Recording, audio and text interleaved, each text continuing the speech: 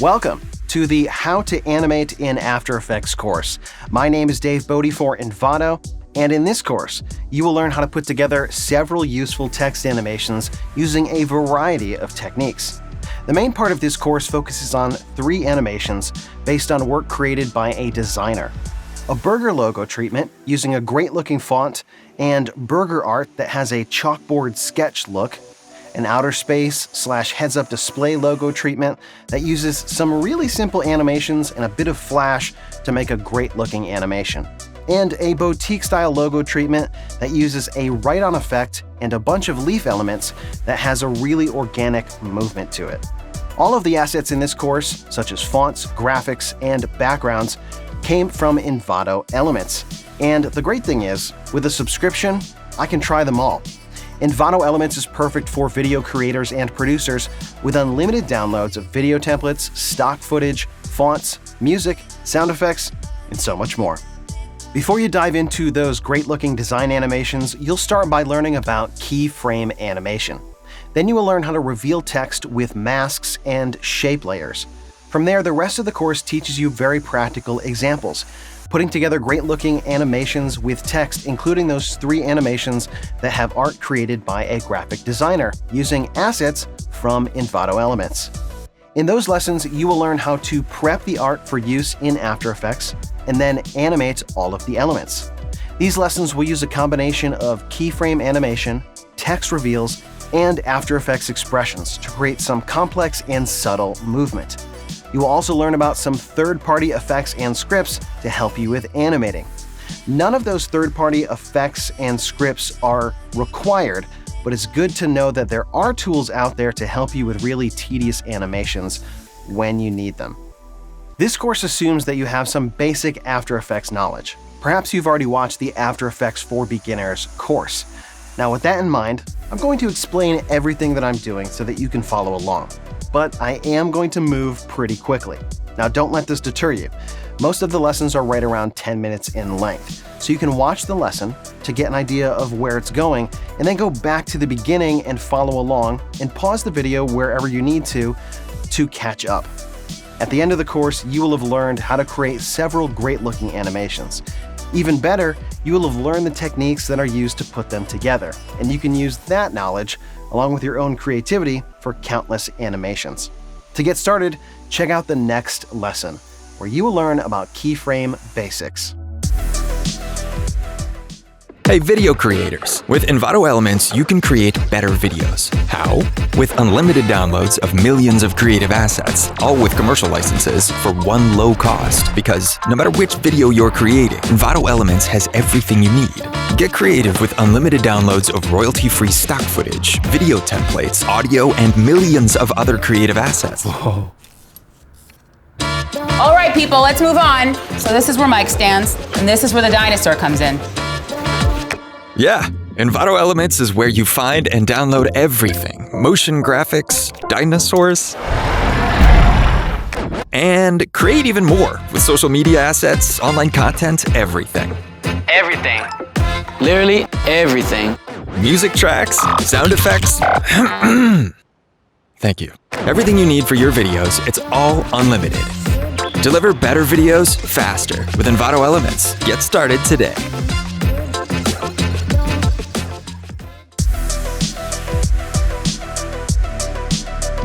In this lesson, you are going to learn about keyframe animation. Now, keyframe animation in After Effects is the primary way that you do animations of anything. Doesn't matter if you're animating text, animating puppets, animating properties in an effect on a video, or masks or shapes. Most of that stuff is done, I would say 98% of the time, is done with keyframes.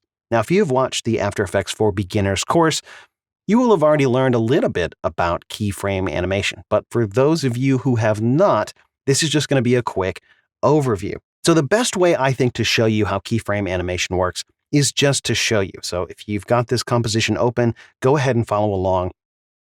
Let's say, for example, I want to animate the position of my text layer here. Now, you'll notice that this is not a text layer. It's actually a pre-comp, and that's because I have inside this pre-comp a text layer and then a paper texture, and the text is actually acting as a track map. More on that later. So if I want to animate the position, I need to bring up the position property, and I can do that by pressing P on the keyboard. And then if I click this stopwatch right here, this will toggle the ability of this property to change over time. And when I did that, you can see in the timeline here, it inserted this diamond-shaped keyframe. And what that keyframe is doing, if we double click on it, is it's recording the position of my layer. Now, if I scrub or play my composition here, nothing is going to happen. And that's because we need another keyframe for some animation to get moving here. So if I go back to the beginning of my comp and I take my layer and I just drag it down, and while I'm dragging it down, I'm just going to hold Shift, and that'll constrain the movement here to the vertical axis only so I can get a nice straight up and down move. Or you can just come over here to the position property and just click and drag in the Y. So this is X, which is the horizontal, and this is Y, which is up and down. It's vertical movement here. You can see that as soon as you change the position, After Effects inserted another keyframe, which is right here. And so between these two keyframes, we get animation. We have one position keyframe here, which is recording this value. And then we have another position keyframe, which is recording a different value. Now, in the X property of the position, it's not changing, but it is changing. And you can see that right over here. It is changing the Y value of the position over time. And so this is what our keyframe animation looks like. If we want to go down the timeline further, let's say we want to go to maybe 3 seconds, and we want at 3 seconds to maybe 4 seconds, we want to move this again. What I'm going to do is come right over here, and I'm going to add a keyframe at the current time. And then I'm going to go to 4 seconds, and I might just push this off to the right. And I did that by holding Shift again right after I clicked on my layer to constrain that to just to move it in the horizontal. And now my animation looks like this. Text comes up, it holds for 2 seconds, and then it flies off to the right. And in fact, I'll just trim my composition here to make that a little shorter. There we go.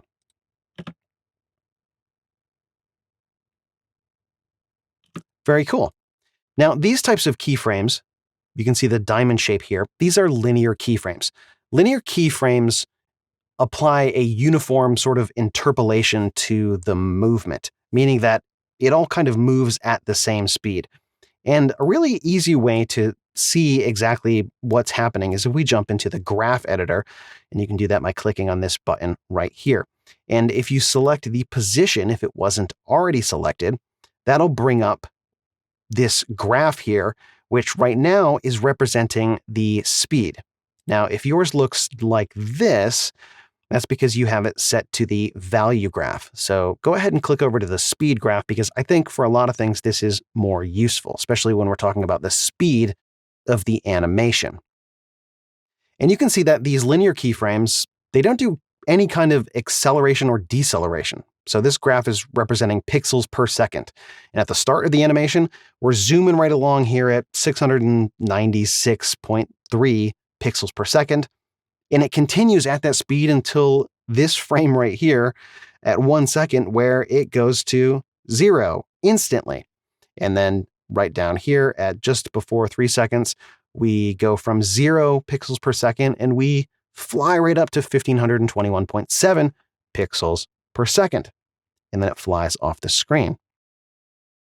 These types of linear keyframes or linear interpolation work for a lot of things, but it may not be the smoothest. And we can make this a lot smoother by selecting our keyframes, and you can just draw a rectangular marquee around the keyframes to select them. And you can see they turn blue when they're selected, or you can just click on the position property over here, and that will select all of your position keyframes.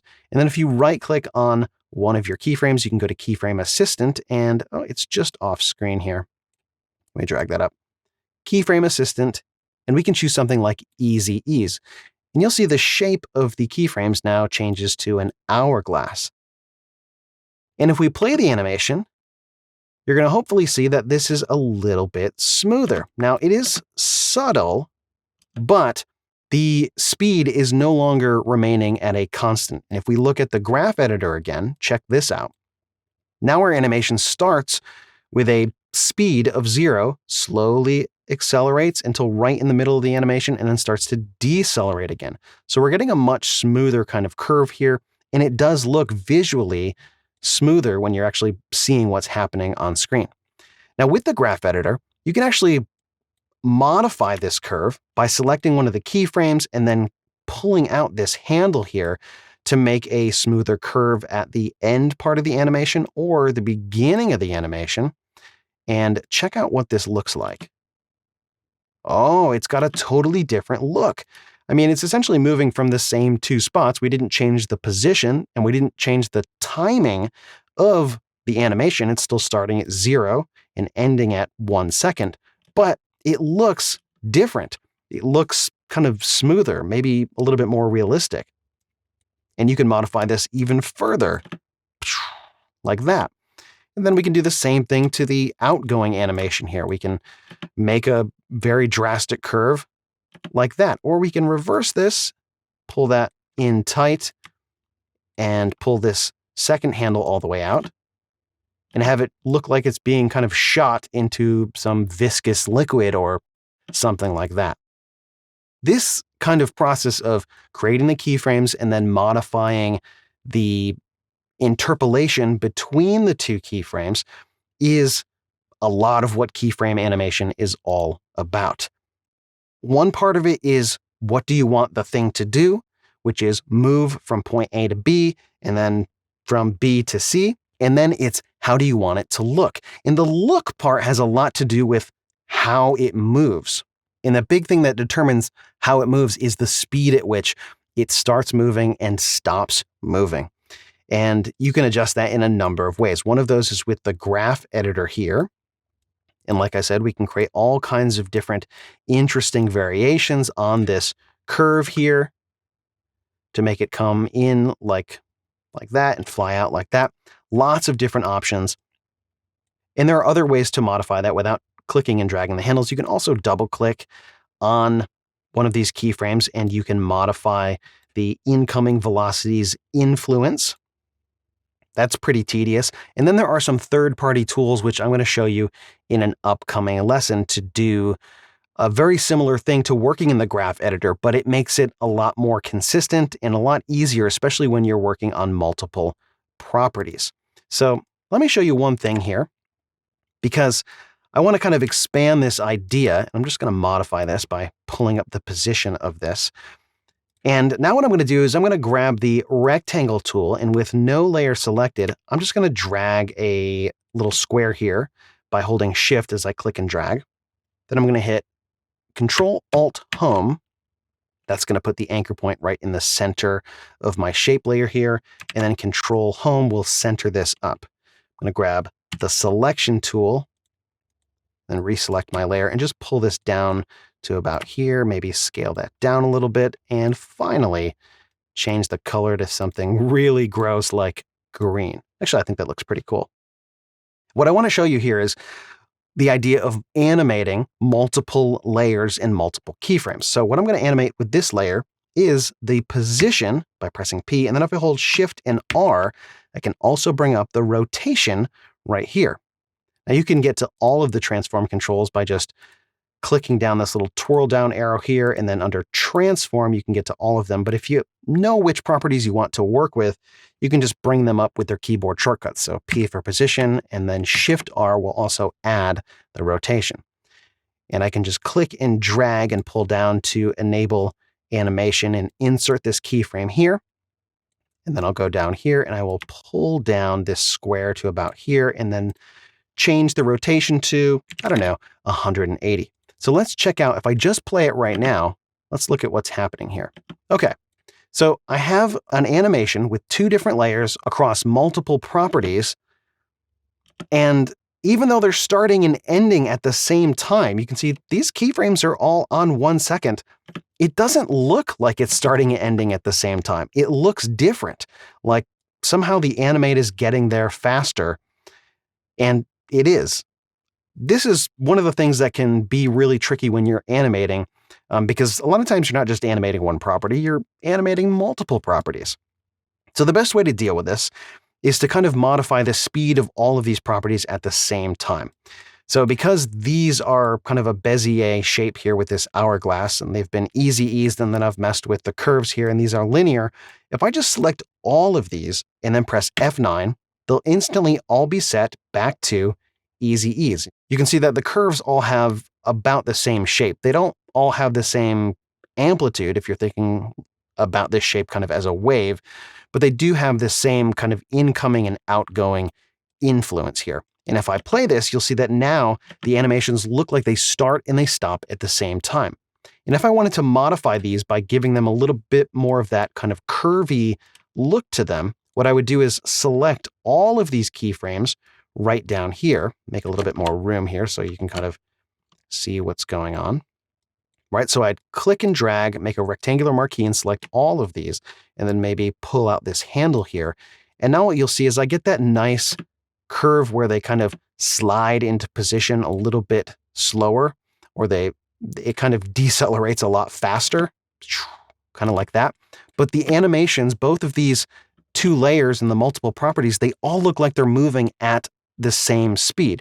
Now, sometimes you want this and sometimes you don't. So you may just select maybe one of these properties and make a different curve or something like this. Maybe you want that to look, I don't know, like this. And you're doing it intentionally, and that's totally fine. But when you want to get things to move at the same time, if I select all three of these properties and go into the graph editor again, that's going to be kind of a trick now because they're not all going to want to move at the same time. So you can either pull the handle all the way to the left, then reselect it and then move it back, or you can just select all the keyframes here, hit F9 to reset them to easy ease, and then select these and kind of move them from that easy eased point. Now, I know that was a lot to cover, and if it didn't make 100% sense, don't worry. In the next few lessons, you're going to see this same idea used over and over, and so it's really going to make sense when you see it used in real-world applications. So coming up in the next lesson, we're going to look at something that you're going to be using throughout the rest of this course, and that is ideas on how to reveal text. In the rest of the course, we're going to be looking at multiple ways to do text animations and do text treatments, and one of those is how do you reveal text. We're doing one in this lesson where it's just kind of flying in from the bottom of the screen, but that doesn't work for every text animation. So coming up in the next lesson, you're going to look at a couple of different ways that you can reveal text. So check that out coming up next. In this lesson, you are going to learn how to do some really simple text reveals, which is going to come in really handy for the rest of your After Effects journey working with text. Now, if I didn't mention it before, all of the assets, including the fonts, have come from Envato Elements. If you didn't know that Envato Elements had fonts, check this out. If you go to Envato Elements and you click on the fonts right here, you'll see tons of great looking fonts. I mean, these are really fantastic looking fonts, and you can sort by serif, sans serif, handwritten, or script, decorative, and you can even sort by different spacing types, normal, monospace, condensed, expanded, and more. This particular font is called Devant Horgen, or maybe it's Devant Horgen. You know, I don't know exactly how it's pronounced. Pronunciation is not one of my skill sets. But you can search it up on Envato Elements. All right, let's talk about some masks and track mats, because really that's primarily, I think, how you're going to be doing a lot of different text reveals in After Effects. This is kind of the bread and butter of doing really basic text animations. If I want to put a mask on this text layer here, I just select my text layer over here, and I can come up to Layer, go down to Mask, and New Mask. I can also use the keyboard shortcut, Control-Shift-N. Sometimes what you'll find with masks, depending on the font, is that you'll have maybe a curvy font like an S, a C, an O, or maybe even an R that has a little bit of aliasing or a few pixels that go above basically the top of the text layer, and the mask will actually chop it off a little bit sometimes. It's very subtle, and you have to be really detail-oriented to even notice. This particular font does not do that, but I just want to show you what I do whenever I apply a mask to a text layer is I will double click it, and that brings up these transform handles here. I'll grab the center kind of bottom one here. I'll click and then hold Control and just drag it down a tiny little bit to give myself a little bit of padding on the top and the bottom. And I'll do the same to the right and the left here just a little bit. Now, some of you who know a little bit about masks will say, okay, what you just did there is absurd because you can actually add something called mask expansion right here underneath the mask properties. And yeah, I know you can do that, but I can't see the mask expansion. When you add mask expansion, you don't really know where it ends. And so by modifying the path of the mask, I can see exactly where it is. And that just gives me confidence that I'm not messing up, a company's corporate font by chopping it off a little bit, because you can guarantee that someone on their staff will see it and they'll say, that looks weird, and that'll be on you. So the more you know, right? So let's talk about how to animate this mask and do a text reveal. Well, it's really pretty simple. To bring up the mask properties, at least the mask path, with your layer selected, you can just press M on the keyboard. You can see that brings up the mask and the mask path. Right now, this is set to add. And I would say 99% of the time, this is how I work with a mask on a text. There's other mask modes, subtract, intersect, lighten, darken, difference, but add will work for me. The add mode means that anything inside this rectangular shape here is opaque. Anything outside is completely transparent, although you can modify the mask's opacity to change that. But really simply, this is going to work for us. So I'm going to press M on the keyboard and I'm going to drop a mask path keyframe right at 1 second. I'm going to go to the beginning of my comp. I'll double click my mask and I'll modify it. I'm just going to squish it down all the way to the right side. And now if I play this, boom, check that out. Very nice. I get a nice little mask reveal here from right to left. If I further modify this by bringing up the position, dropping a position keyframe. And to make this a little bit easier, I'm going to, in my comp viewer, I'm going to hit Control R to bring up rulers. I'm going to drag out a guide. When I reselect my layer here, press U on the keyboard, I'm going to go all the way to the beginning, and then I'm just going to pull over the position here to right about there. And now look what we have. Oh, check that out. We're getting a nice little text reveal that looks like it's coming out of kind of this edge of the text. You could do that backwards and have it come kind of left to right or bottom to top or top to bottom. Any number of those 4 different variations or something completely different. I don't know. If we select all the keyframes and hit F9 on the keyboard, jump into the graph editor, select these keyframes right here and pull out that handle. And if you need to see that again to figure out exactly what I did, go ahead and click and rewind, but I'm just showing you how what I would normally do. Now we've transformed that kind of boring animation into something that looks really pretty nice. We can add motion blur to this. I'll hit F4 on the keyboard and just enable motion blur. Check that out. That looks fantastic.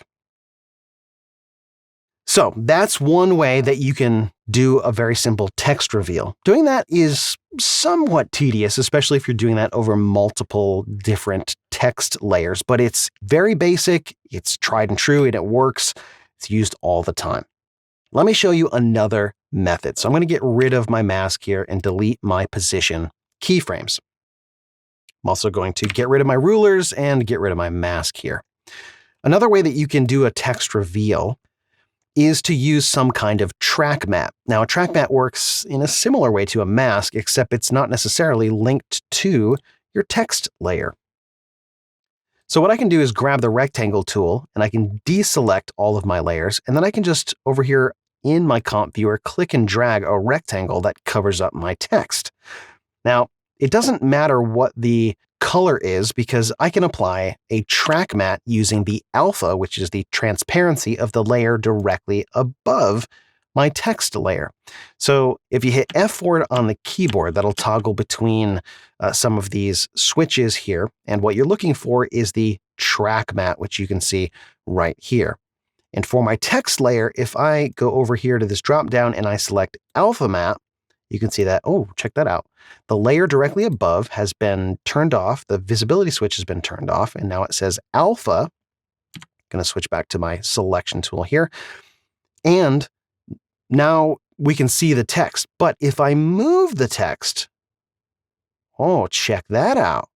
Anything that falls outside of this layer's alpha channel, meaning right now, if I turn this back on, these pixels are 100% opaque, and there are no pixels over here. So if I move my text layer over here, we can do all kinds of different text reveals with this track map. Let me just reset the position there. So we can do something somewhat similar to the example that I just showed. Without moving my shape layer here, I'll just drop a position keyframe, go to the beginning of the comp, and then I'll just move my text over here. Easy ease that. Grab this handle here, bada boom. I get basically the same exact animation, but it's using a different technique. It's using a track matte, which is this layer right here. This affords us some different options because there is a way to link the size of this shape layer to the size of the rectangle generated by this text here using an expression. But even without the expression, we can really quickly just adjust the size of this shape layer here by going into the properties and adjusting the size. Right now, the size is coming out from the center, but that actually works pretty well because I am using center aligned text here. So if I increased my letters in my text, like I just add the word super right in the middle, that's no problem. I can just zip, check that out. Really quickly, with like a couple of clicks, I can have a resized animation here that does the exact same thing. Now, doing that same thing with a mask would be a lot more tedious. It'd be kind of relining things up and messing with the mask shape. And you could additionally do things like, well, we could animate the size of this shape layer here. And maybe at 2 seconds, we just put this down to 0. And we have something that looks like this. Check that out. Very, very cool, right? There's a number of different things you can do. We can apply some blurring to this. So if I jump over to the effects and presets and I grab a Gaussian blur and I apply that to my matte layer, which I should name this. It's always good to name your mattes and any of your layers so they make sense to you. And I apply some blurring to this. Check this out. Now I have kind of a blurry edge to my text here, which also has kind of a different look to it. So there's a ton of different things you can do. Now, it's just a personal preference of mine to use a shape layer as a track map, but you can just as easily use a solid, and many people like to use solids instead. So if I set this to alpha matte again, now it's using this solid layer. And to get a kind of tighter matte, because right now you can see the size of my black solid here is the same size as my composition. I can get a tighter matte by just adjusting the scale of this like that, and I'll get a similar effect that I just had before with that shape layer. Or I can apply a mask to this layer, Control-Shift-N. I can double click on my mask and I can pull that down here. And so now I'm using a mask on this solid in a similar way that I was before with the mask on my text layer, except they're no longer kind of positionally linked. It's just another option that I wanted to show you. When you get into maybe using other After Effects templates from Envato or really anywhere, you may see a solid being used as a track map. So I just wanted to show you that. Lots of different options, and as we go along in this course, you're going to see these put to use. Coming up in the next lesson, you're going to learn how to build one of these text treatments in this Creative Titles package for Premiere Pro. I wanted to use this as an example because it's got a lot of very simple but very, very useful text animations. Things where we're doing some very simple kind of text reveals with boxes and lines. These are things that you see used all the time in all kinds of different projects, but you may not know how to create them. So in the next few lessons, I'm going to break down exactly how to create these types of animations. So check that out coming up next.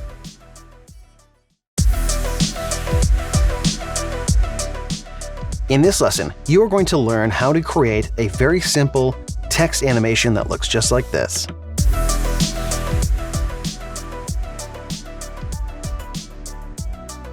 Like I mentioned in the last lesson, I'm going to be using this template here found on Envato Elements for showing you how to do some very simple text animations and building them out with multiple layers and mats and shapes and things in After Effects, as well as a few more advanced things down the line. So let's check out this first one here and just kind of analyze what's going on. So we start with this shape box here that starts kind of flat with a very thin stroke. It goes skinny, the stroke gets bigger, so already we know that we need probably a shape layer, and we need to animate the size and the stroke on that shape. And then it gets wider, and we have this text kind of sliding in from the left side, so we need some kind of way to mat out the text so that it's not revealed over here, and then it is revealed inside this box right here. And also, if you look very closely, the text comes in not all at the same time. In fact, in my example comp, when I tried to recreate this, I didn't notice that right away, but I'm seeing it right now. So I'm going to show you how to do this as well to get the text to come in kind of like line 1, line 2, and 3 in this very nice and smooth way. I'll play it one more time so you can see how that works there. It's very subtle, but I think it looks really classy. All right. So let's jump into After Effects. I'm going to make a new composition. And then I'm just going to throw a temporary background. In my example comp, I'm using a video background from Envato Elements, but I'm just going to throw a black solid in here. And if you don't have a black solid in your solids folder, you can just come down here in your comp and hit Control Y to create a new black solid, or you can right click down here, choose new, and then solid is right here. Some of my menu is going off the screen a little bit. No worries though, multiple ways to do that. I'm just going to hit enter here and rename this BG for background, and then I'm just going to lock it so it doesn't get in my way. I'm also going to change some things here with this layout here because we got a few things that we don't need, and I like to have my character and my paragraph kind of easily accessible and not in kind of, I don't like the standard layout where it puts the paragraph down here. That's not really what I like. So I think the best way to go about building these types of animations is to work backwards from the final state of your animation. So that's what I'm going to do here. Now the font that I'm going to be using is not exactly the same one that they're using in the original, but it's another nice one that I found on Envato Elements. It's called Modelica. So I'm just going to click inside my comp with the type tool, and I'm going to type 3 lines of text. We'll call this creative boxed up animation. Doesn't really matter what it is, but there we go. If you look, I have the paragraph here and it is aligned to the left, and I'm just going to move that right in the middle of my comp here. In fact, even though this is aligned left, I can go ahead and recenter this anchor point here with the keyboard shortcut Control-Alt-Home, and then just hit Control-Home to center up the layer. That's going to help me a little bit. And it looks like my caps lock was on when I created that. So it's given it a really weird name, and that's going to bug me. So I'm just going to redo that really quick. Caps lock off. Okay. Creative boxed up animation. Good enough. There we go. Right back to where we were a second ago. All right, I'm going to deselect everything down here in the layers so that I can grab the rectangle tool. And with the rectangle tool, I'm going to create a shape. I'm going to just create a basic box around my text. I want to make sure that the fill is set to none. and just give this a little bit of stroke, although you can change those things afterwards if you want. I also went ahead and changed in the preferences. If you go to Preferences General, there is an option to center anchor point in new shape layers. So to save me like 100 steps by creating a shape layer and then recentering the anchor point, you can just enable that, and then every time you create a shape layer, it will center the anchor point in that shape layer. So now with the anchor point centered, I can just hit Control Home, and that will center up my box here. Now I'm just going to make some small adjustments to the shape layer by going down into Contents, Rectangle, Rectangle Path. I'm going to deselect the Constrain Proportions here, or disable that, and just tighten up this box a little bit in the horizontal and vertical. Maybe something like that. And maybe I will make it a little bit wider, and then move my text kind of on just this one side. It's more similar to how the original design was. I'm also going to rename this, so I'm going to select Shape Layer 1, press Enter on the keyboard, and just rename it Box. Just whatever makes sense to you, that makes sense to me.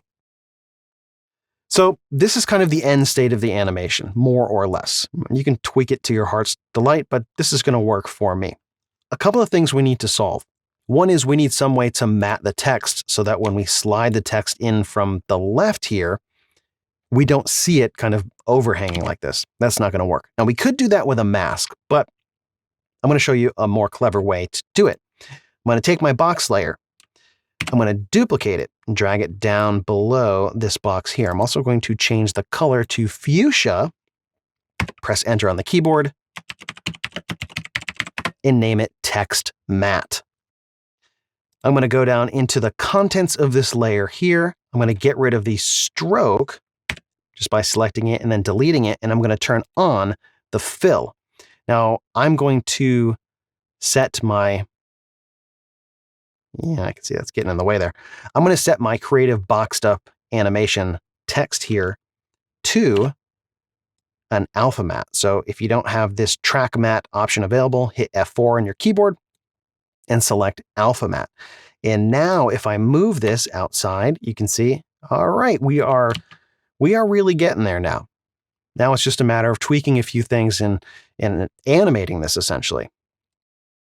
One thing that I want to do is I want to link the size of the rectangle path here in my text matte. I want to link that to the size of my rectangle in my box, because I'm going to be animating the shape of this, and I want to make sure that if I animate that, my text is not going to peek out in a weird way.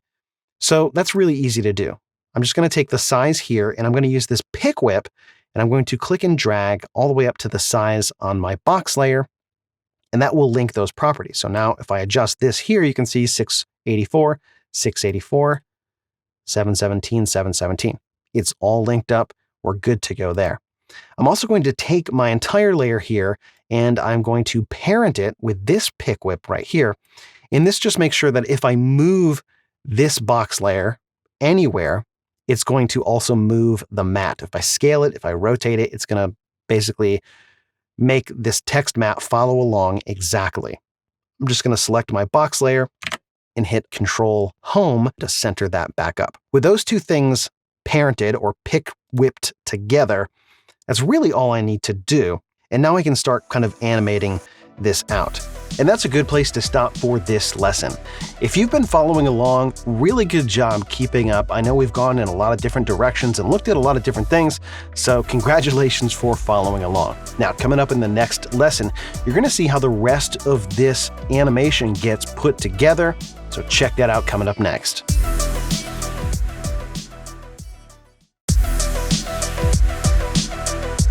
In this lesson, we're going to pick up right where we left off in the last lesson, and you're going to see how the rest of this animation gets put together.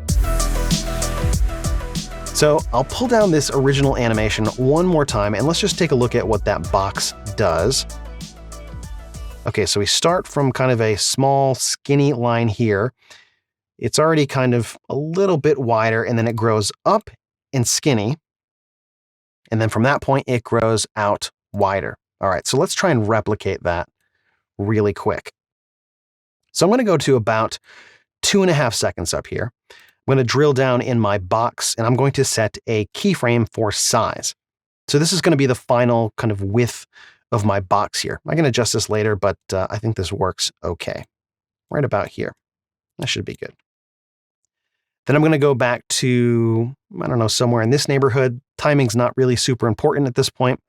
And I'm going to make this skinny like it was.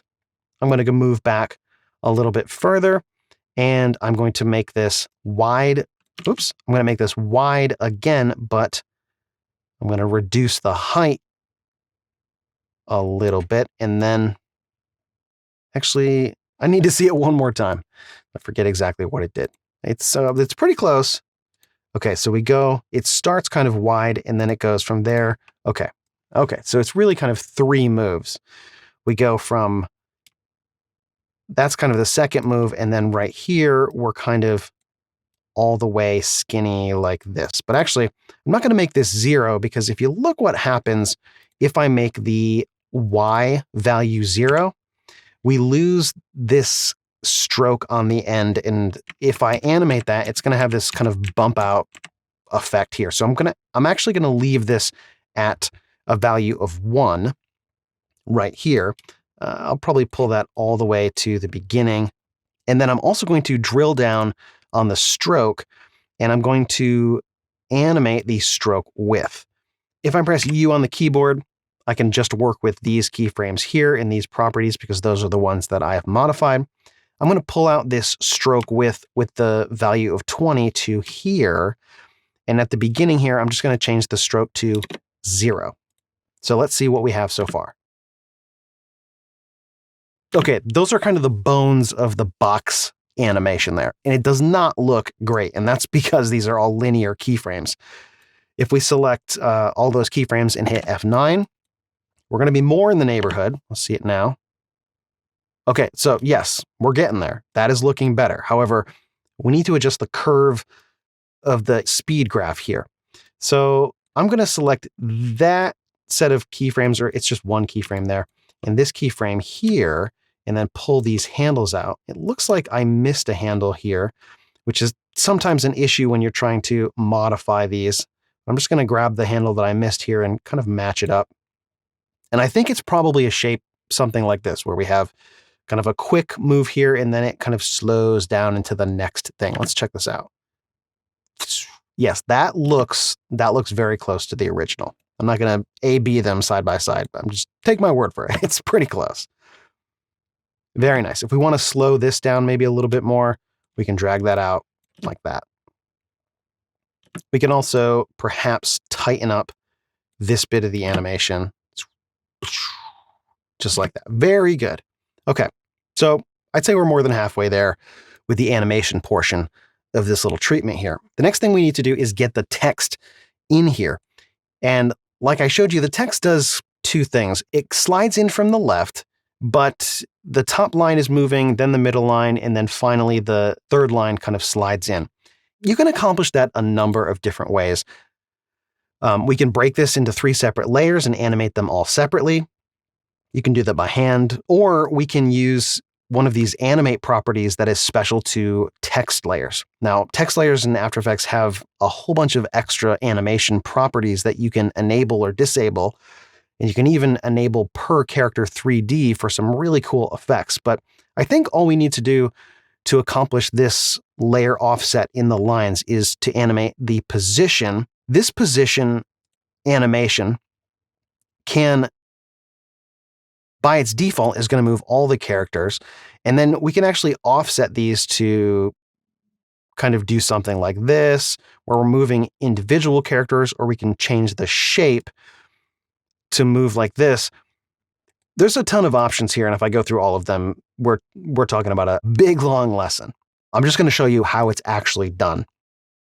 And how it's actually done is like this. If you drill down underneath the range selector in advanced, we're going to change the based on parameter here. Instead of characters, we're going to select lines. And that means it's going to basically move this as line 1, line 2, line 3. In fact, you can see that if we change this to index, this is basically looking at this layer in 3 lines. Very good. Okay. And so really simply, we can just do a very easy animation like this, where we're just animating the position from here to here, which doesn't look like it's right, but we're going to combine that with moving the position of the entire layer, and it's going to look right. So just kind of follow along, and when it's done, you're going to say, okay, now I get it. So right at about this point, when the box reaches its final size, I'm going to insert a position keyframe. And again, this is not the position of the entire layer. It's just kind of modifying the position of each one of these lines. I'm going to move back to this point right here, and I'm just going to offset them so they make kind of this diagonal line. You can see these little X's here represent where all the characters are. And that's really all I need to do. I'm going to go back to this point here, and I'm going to insert a position keyframe. Again, this is the position of the entire layer. And then I'm going to go back to this point right here again, where these two keyframes are, and I'm going to push this off this way. And then if I play it from this point, you're going to see, okay, I see, right? It's kind of doing the same thing as the original reference animation that we were looking at before. And so to kind of finish this off, all we need to do, select these keyframes here, hit F9, and we're going to maybe adjust this maybe to like 90% of this incoming influence here. And I think that should get it really close. Oh yeah, look at that. Now we are looking really nice. So let's preview the whole thing here. We'll set this to fit up to 100%. Turn off the graph editor. Very nice. I think that is really good. And it's just that easy. Now I know we ran into a little bit of sort of complicated ideas with the position, but when it comes to the text animation properties, these are something that can take a little bit of experimentation to get them to do what you want them to do. It's really sort of impossible to understand in one sitting, but the more you use it, the more you kind of understand how to manipulate it to get the results that you want. In fact, the first time that I recorded this lesson, I did it a slightly different way, and it didn't have the exact right look. So I re-recorded it once I figured out what I did wrong there. It does take a little bit of experimentation, but if you're willing to do a little experimentation, you can get some great looking results. The final step to this is to put a nice looking background in here. Now I downloaded some really cool looking backgrounds from Envato Elements, and I found one that was, I think it was this one, yeah, right here. So I'm going to use this as a background here. I'm going to pull this in and just put it above my black background. And this looks like it's a Ultra HD. So I'm just going to hit Control-Alt-Shift-G. That's a keyboard shortcut that you should memorize. And that's going to resize that to the layer in the, I believe, vertical. So if we go to, we right click on this, we go to Transform, Control-Alt-Shift-G, Fit to Comp Height. I always forget which one that is, but it's a little counterintuitive because Control-Alt-Shift-H fits to comp width, and you would think H is height, but no, that's not the way it works. But those are two that are really handy to memorize. Control-Alt-Shift-G, Control-Alt-Shift-H. Anyway, now that we have the background in here, you can see that it does look pretty cool the way it is right now. However, it's a little bit sharp for a background. So a couple different ways we can deal with that. How I dealt with that when I was building this the first time is I threw a blur layer on here. I used a box blur, fast box blur. If we throw that on here and we just crank that up a little bit, we're going to get a really nice effect that's not going to compete with the contrast of our text layer here. That looks pretty good. Another effect that looks even better is the camera lens blur. This effect looks a lot better. However, this is kind of a beast to render and will crush the life out of your system. You can see it does have a cooler look. In fact, I'll show you how to A/B this here. I'll just take a picture right here. And so this is with box blur. This is with camera lens blur. Box blur, camera lens blur. Actually, let me adjust this to make it a little more similar in terms of the level of blur. Yeah, that's probably it. All right. So here we have box blur, camera lens blur. Camera lens blur looks cooler. It's very, very similar to how, well, a camera would blur it. But it takes forever to render. So fast box blur is kind of a nice alternative. And if it's too bright for you, if you find that it's kind of competing, no worries. We can just throw a curves effect on here. Good old classic curves. And just maybe drop it down a little bit. Give it a little bit of a curve. And if you want to find this background, it's called abstract red and dark blue geometric shapes refraction. A little bit of a mouthful, but you can find that on Envato Elements. So let's check out how the whole thing looks here.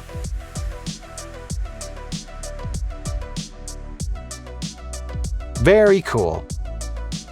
All right, thanks for sticking with me for this lesson. Coming up in the next lesson, I'm going to show you how to create this text animation right here. So check that out coming up next.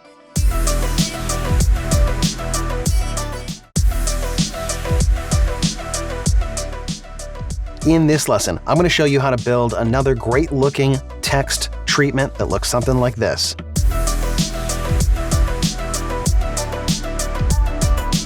This looks pretty simple, and this is another idea that I was inspired to create from that template that I showed you earlier. And what we have here are kind of two bars that slide across the screen that at some point start to reveal the text. So these are positioned above in the layer stack, these text items here. And the text seems to kind of originate from this point in space right here.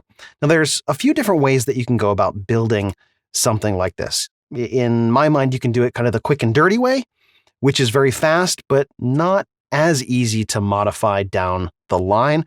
And then you can do it in a different way that takes a little bit more work up front, but is a little bit more modular down the road. For example, let's say that I wanted to change the text here, and I wanted to do something like this, just to make this a little bit bigger. You can see right off the bat here, well, I got some problems because now my mat is kind of messed up. But I've built this in such a way that I can just resize my mat and almost everything works. Just have to adjust the position of this rectangle here and then this rectangle here. And with those changes, check this out. I got a whole new thing and it totally fits my text. If I want this kind of ending rectangle here to be fatter, no problem. One little change there.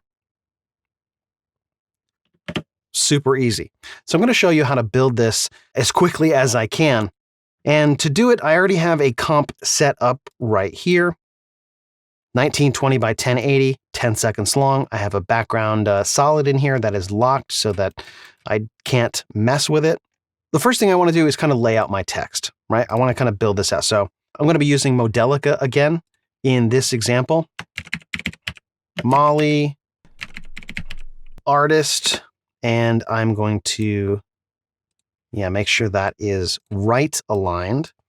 And actually, I will pull out a guide somewhere around there, just so I can pop that right there. I'm going to duplicate my text and Design Superstar. Or maybe, what did I put in the other one? Design Guru. That works. There we go. And then I'm going to change this to maybe regular or light. Looks great. Then the next thing that I want to do is I want to build out those rectangles and I want to make them nice and long. And I want to find maybe the spot that's right in between these two layers. I'm just going to eyeball it, something like that. I'm going to deselect my layers here, grab the rectangle tool, and I'm just going to draw a rectangle. I do not need a stroke on this. And I'm thinking I may actually need a longer rectangle, but not to worry. I'm just going to jump into the shape properties here and just adjust this to get it down to where I need it to be. As long as I have this guide here, this will more or less kind of snap for me. And I'm just kind of positioning this. I just want it to get kind of an equal padding on the top and the bottom. It's a little bit fiddly to do here. Maybe like, yeah, probably 97 will work. And I think I can pull this down just a hair. That feels about right. Okay, very good. So I'm going to slide this over here. I'm going to set another guide, maybe right here, to just kind of give me some spacing here. And then I'll name this Rec 1. And I'll duplicate this, set this right down here. And that's pretty much it. That should work perfectly. Okay, the next step is I need to design a mat that will kind of do what I need it to do. I need it to mat on this side. I need it to mat on this side so that it kind of blocks the text and it cuts off my little rectangles here. So to do that, I'm going to use a shape layer. And I think I'll just create one kind of like this, and then I'm just going to slide this over on this side. That'll give me a little wiggle room over here. And I'm going to duplicate this and put it over here. And I'll align this to be right about there. Very good. Now, in order to change the shape of these layers, what I ideally would like is for some kind of control where I can make it scale from this point right here so that I can push it in without kind of losing the mat on this side. And then the same thing for over here. I want it to kind of push in from this side without losing my mat over on this side. I probably don't need it to stick out quite that far. But to do that, the easiest way, I think, is to grab the pan behind or anchor point tool and then grab the anchor point of this shape, so not the layer, and just kind of eyeball that and put it right over here. It doesn't have to be exact, but if you put it right on the line there, it'll be plenty good enough. I'm going to do the same thing to this shape over here. I don't think I need it quite that big, but it doesn't really matter. I'm just going to grab the pan behind tool and put that anchor point. There we go. I get it right over there. Now, if I dive down into the properties here, rectangle number 1, I'm just going to delete the stroke. Rectangle, actually, I'm going to delete the stroke on rectangle 1 and 2. I don't need those. And I also want to put an effect on here. If I go over to my effect and preset, I'm just going to put a slider control. And if you haven't used this before, don't worry. I'm going to call this right side, and then I'm going to duplicate this left side. This is all going to make total sense in just a minute. I'm going to set both of these to 100. And then what I'm going to do is I'm going to come down here to the scale. And this is the scale, again, of my rectangles. So it's not the scale of the entire layer. It's just the scale of these shapes. And what I'm going to do is I'm going to use a little bit of an expression. I'm going to create an expression that looks like this. X equals, and then I'm going to use this pick whip here, and I'm going to pick whip this right side up here. Then I'm going to put a semicolon. Hit enter, Y equals, and then I'm just going to pick whip the value right here. And that's just going to lock it to 100%. Then I'm going to hit semicolon, I'm going to hit enter, begin bracket, and because this newer version of After Effects it's a little bit smarter, it's going to create the end bracket for me, and all I have to do is hit X, comma, Y. So if that doesn't make sense, essentially what I am doing, and I'll click away here, you'll see nothing has changed, but this expression basically says that I want to set the X parameter to whatever this slider control is, and that way I'll be able to modify it without having to jump down into the layer properties and go right to the scale every time. So it's saying X equals this and Y equals whatever this is. And I'm not going to modify it. So I'm just going to leave it to 100. Everything's going to work out perfectly. So I'm going to do the same thing. In fact, I can just copy this. I'm going to do the same thing to the transform controls of this rectangle right here. I'm going to alt click on scale and just paste this. And then I just need to modify a few things. I need to change the name here to left. And then right down here, I need to change the rectangle because I don't want it to be rectangle 2. I want it to be rectangle 1 because this rectangle here is rectangle 1. And this will allow me to be able to modify all of my mats in this composition with this one mat control layer. Check that out. Very cool. So I'm going to change the color of this to fuchsia by clicking right here. And then I'm going to duplicate it. And I'm going to call this Rec Mat 1. I'm going to use this for my rectangle number 1. In fact, I'm going to pull rectangle 2 down here so that they are in order. Before I go any further, though, I want to link a few of these properties so that when I make adjustments to my master mat control, everything is reflected. Because right now, if you look at what's happening on Rec Mat 1, I also have controls on Rec Mat number 1 here, and I don't want those. So I'm going to delete those. It's going to come up with an error. No worries. I'm also going to make this full screen here. I'm going to click down in my comp timeline and then press the tilde key so that I can see what I'm doing. So let's select Rec Mat 1 here. Press UU on the keyboard. We can just scroll down. And then you can click in here where this expression is and just delete it. And then all we need to do, this is very simple, rec number 2 here, rectangle number 2, we're going to go down to the scale right here, pick whip that all the way up to the scale of rectangle number 2 on the mat control layer. Okay, now those two are linked. We're going to do the same thing here to rectangle number 1. Take the scale, pick whip that to rectangle number 1's scale. That's it. We got a little bit into the weeds there with the expressions, but really it was pretty simple. And now I'm going to disable the visibility on this switch, take rec number 1 here and make that alpha inverted. And check this out. Now when I adjust this mat, it's also adjusting this mat down here. If I take this and I duplicate it, I'm going to pull this down above rec number 2, set this to alpha mat inverted. I don't have to change anything on that layer because it's duplicated from this first rec mat layer. And so now this is also linked. So if I make an adjustment here, check that out. It's also adjusting these two mats. I'm going to duplicate this one more time and reorder these text layers. So Molly's on top, Design's on bottom. And I'll call this text mat 1. I'm going to change this to alpha inverted. Duplicate this, text mat 2, pull that above Design Guru here, change that to alpha mat inverted.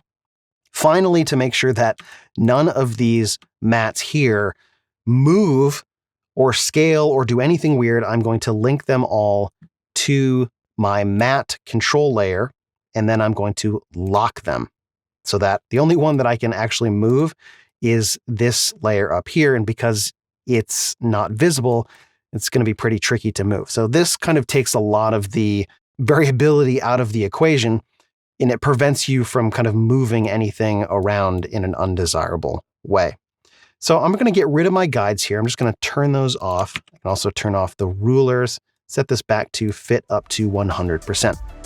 So now it's time to do the animation, and we're going to jump into that coming up in the next lesson.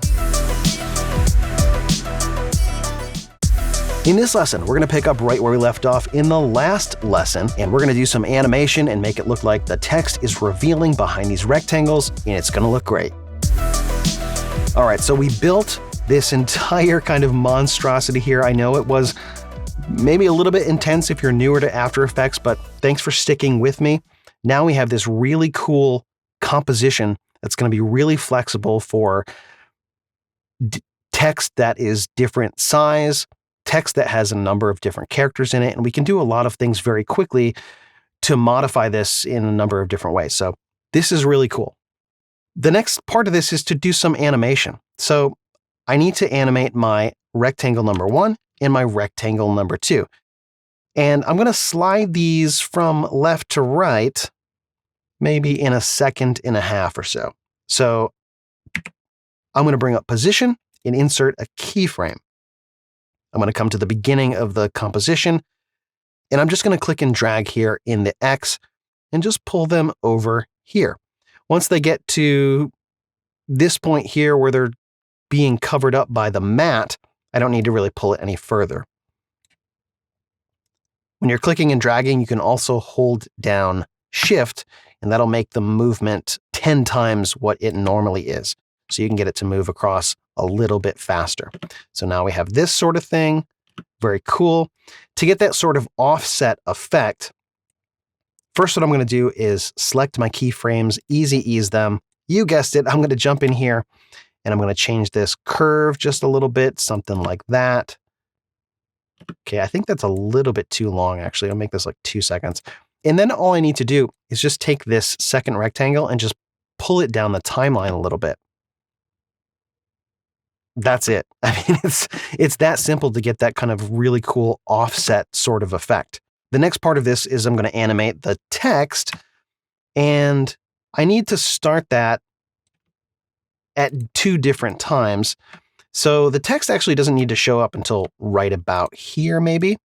And I'm going to animate the end position. So I'll go to maybe like 3.5 seconds. And this time I'm going to use the keyboard shortcut, Alt-Shift-P. That's going to insert a position keyframe. Then I'm going to go to right here, and I'm going to slide the text over. But this time, I don't need it to start way over here. I'm going to have it start just behind my rectangle here. And I think the same thing for this layer right here. I'll just scrub down. Maybe I'll have it start right here. So I'm just going to slide the position over to right here. Have it come out kind of like that. Maybe tighten this up a little bit. Let's just look at what we have so far. Yeah, that's coming out really, really slow, but not to worry. Now, I did mention before that there are some third-party tools to help you and make modifying the keyframes easier. I want to show you one of those right now. This is an extension called Motion 3. It's just off the screen. I went to Window and then Extension. This tool is made by Mount MoGraph, and you can find that at mtmograph.com/motion. This is a third-party tool. It is 65 United States dollars, but it's really, really cool. And I wanted to show you that there are some really cool tools here to help you to really quickly adjust your keyframe speed and influence. So with this tool here, all I need to do is drag these sliders out, and it will give me kind of a visual representation of the speed curve that I want to have. And so actually for this animation with this text kind of flying out here, what I'd like is actually, I'd like it to come out really, really fast at the start, and then slowly come to a stop. And so I want this really drastic curve. And so instead of changing these from linear to Bezier and then going into the graph editor, I can basically do that all in one step.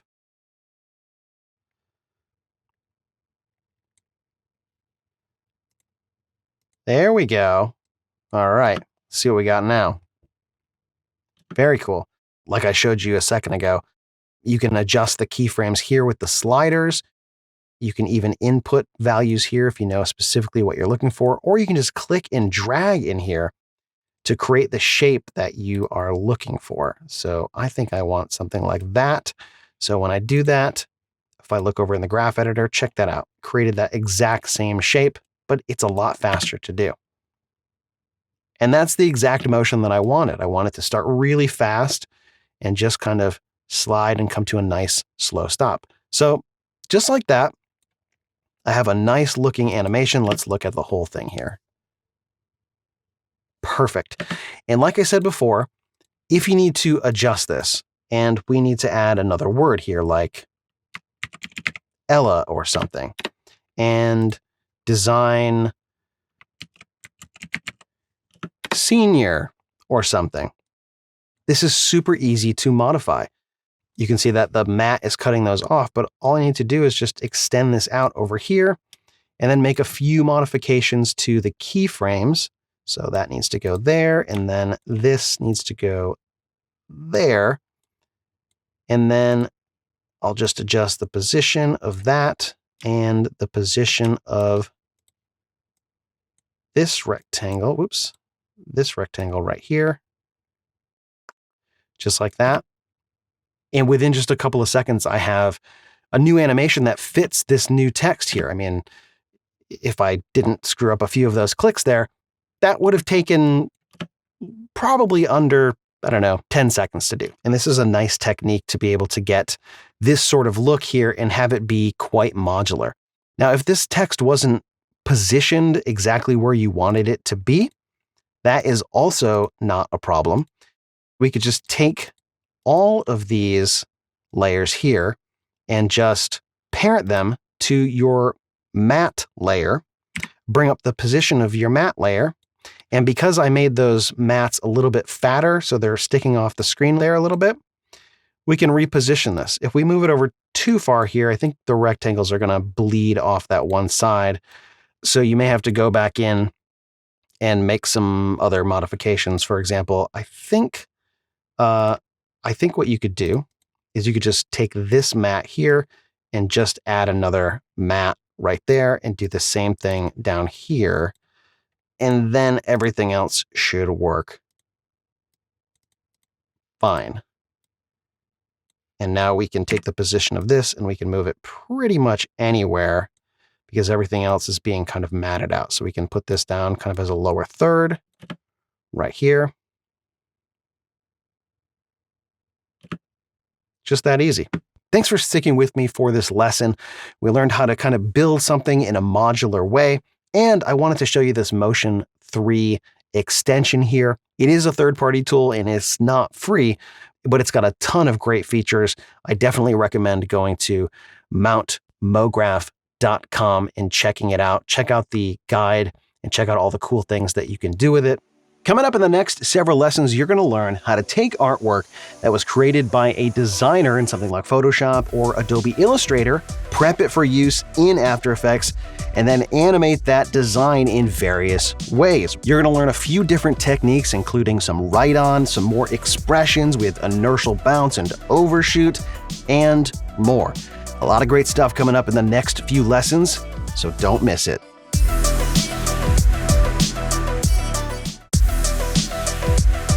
In this lesson, you will learn how to take a design made by a designer and prep it for work in After Effects. So at some point in your After Effects / animation journey, you're going to be given assets or full-on designs from a designer or some other third party. And these will not always be ready to animate the way they are. Sometimes they need a little bit of massaging in either Adobe Illustrator or Photoshop to be able to get them ready to work with in After Effects. And that's the case here. So this design was provided for me, and all of these assets came from Envato Elements. But if I were to import this Illustrator file, which is what this is, into After Effects the way it is right now, it would import as a flat layer. So I wouldn't have access to all of these individual elements, the text, the little burger bits here, the speed lines, the background, everything would be flat. And so there's not a whole lot I could do with it to make it very interesting. So you're going to learn how to take this from Illustrator and kind of prep it for After Effects. And this is a very useful sort of thing. It's the kind of thing that you do a lot when you're working with larger teams.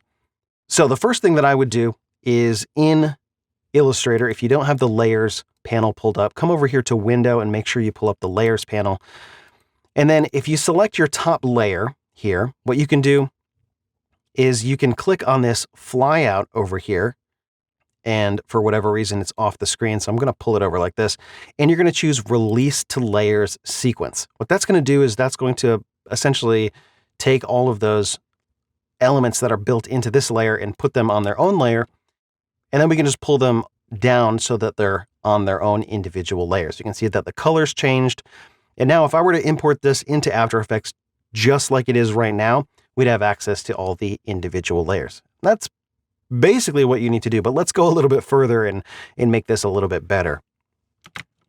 I'm just going to save this really quick so I have a separate file here. I'm just going to put an _1 on it.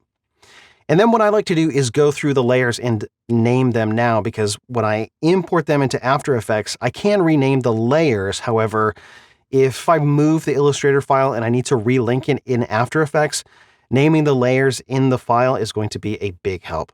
So I just turn on and off the eyeball here and figure out what is on which layer. And then I'm just going to label them. If you double click on the name here, you can just rename it. So I'm just going to call this lines. And that's the top bun right there. And this is the bottom stuff. And then we have this overlay layer. And we have the background. Sometimes if you double click just to the right of the name, it'll bring up the layer options. You can also use that to change the layer color as well. So that's very good. I can save this. Next, I want to import those assets. So I'm just going to double click in the project panel here, bring up the import window, and I'm going to navigate to where that Illustrator file is. The _1 is the one that I have renamed the layers. And I'll click import to bring that in. And then I'll get a dialog box here. And I have a couple of options. I want to make sure that I choose composition instead of footage. Footage will bring in a flat file. Composition will bring in all of the layers. And then underneath footage dimensions, I like to have layer size as opposed to document size. Layer size makes the bounding box of the individual layers fit around the layers instead of being the entire size of the document. And I'll click OK, and we'll bring that in. I'll double click to open up that composition, and I'll just give this a second to preview. All right, so there we go. We have it in After Effects, and things are looking pretty good. I have access to all of the individual layers. Very nice. And I can start animating this. Now, I'm going to give this a little bit of a treatment similar to a project that I worked on for a US company called Smashburger. Smashburger is an American fast food casual hamburger restaurant chain. They have 370 locations in 37 states and 9 countries. I ended up working on one of the pitch videos, and they won the account. So they are the agency of record. So I think what I'm going to do is I'm going to get this text here to kind of fly in from behind the viewer's perspective and kind of smash in here, and then have these lines kind of animate out, have the burger maybe fly apart. So let's get to work on animating this. I'm going to select the text here, and I have a couple of options for working with the text. I can work on it just like it is with this text layer here, or I can go back over to Illustrator and I can select the text, grab the text tool here and just select the text, copy it, jump over to After Effects, hit Control-T, bring up the text tool, and then just paste it. And then even though I wasn't selected on the right font or the right font size or anything like that, it's actually going to be pretty much exactly what I need to be able to place in here. For whatever reason, the spacing on this is not quite right. So I'm going to hold Alt and then use the left arrow to bring this over to line it up right. So if there's anything kind of interesting or clever that I wanted to do with the text animator in After Effects, that's how I could get the text to come over and be the exact same size and more or less the same placement very, very quickly. But I think for simplicity's sake, I'm going to just work with the vector layer here. Now, like I mentioned before, this font, Original Burger, came from Envato Elements, and you can find it right here. It's a great looking font. But I'm going to get rid of the text layer, and I'm just going to work with the vectorized text layer right here. So I'm going to create a mask around this. I'm going to hit Q to bring up the rectangle tool and just draw a rectangular mask around the word best. And I'm just going to size that up. Sometimes if the masks aren't like centered around the layers, it just gives me anxiety. And I'm going to rename the layer to best text. And then I'm going to duplicate it, Control D, hit enter on the keyboard and rename this burger text. And then on the burger text layer, I'm just going to double click my mask, grab the top of the transform handle here and just pull it down for the burger part right here. And then just kind of resize that for this word right down here. I'll click away, and that mask looks fantastic. If I select both of these layers and then do Control-Alt-Home, that'll recenter the anchor points in the middle of the layers, and that looks great. So what I want to do for the animation portion of this is I want to have these fly in. So you may be thinking a scale animation would work, and indeed it will. So with my best text layer selected, I'm going to hit S to bring up the scale. I'm going to click the stopwatch to insert a keyframe. I'm maybe 8 frames in. By the way, let's just check the composition settings here. I actually didn't even look to see what the resolution was of the project, but it is looking good. It's 1920 by 1080, and it came in, and we're working at 29.97. That's something good to kind of work out before you get too far down the road here. And I think actually we can make this just a 5-second animation. We'll make this pretty quick. So I have my scale keyframe here at frame 8. I'm going to go back to the beginning, and I'm just going to scale this up just an absurd amount like that, so I can't see it. And if I play this, let's see what's going to happen. Okay. All right. So it looks like it kind of starts slow, and then it gets like, whoa, it goes from here to there in one frame. And if you're wondering why it gets kind of janky looking here, that's because we need to turn on the continuously rasterize button right here. And we can probably do that for all of these layers. And in fact, while I'm at it, I'm going to take these 2 layers right here, and I'm just going to lock them to prevent me from messing with them. You can see once I toggled on that continuously rasterize button there, now this looks nice and smooth. But the motion is kind of weird. I want to make some more room here so that you can see. I'm going to select my keyframes, right-click on them, go to Keyframe Assistant, and then choose Exponential Scale. What that'll do is that will make the scale, if we look at the graph editor here, check this out. Now our scale has this kind of exponential curve to it, and if we play it back, now it's looking a little bit nicer. It's coming in, I think, more how you would expect it to kind of fly in.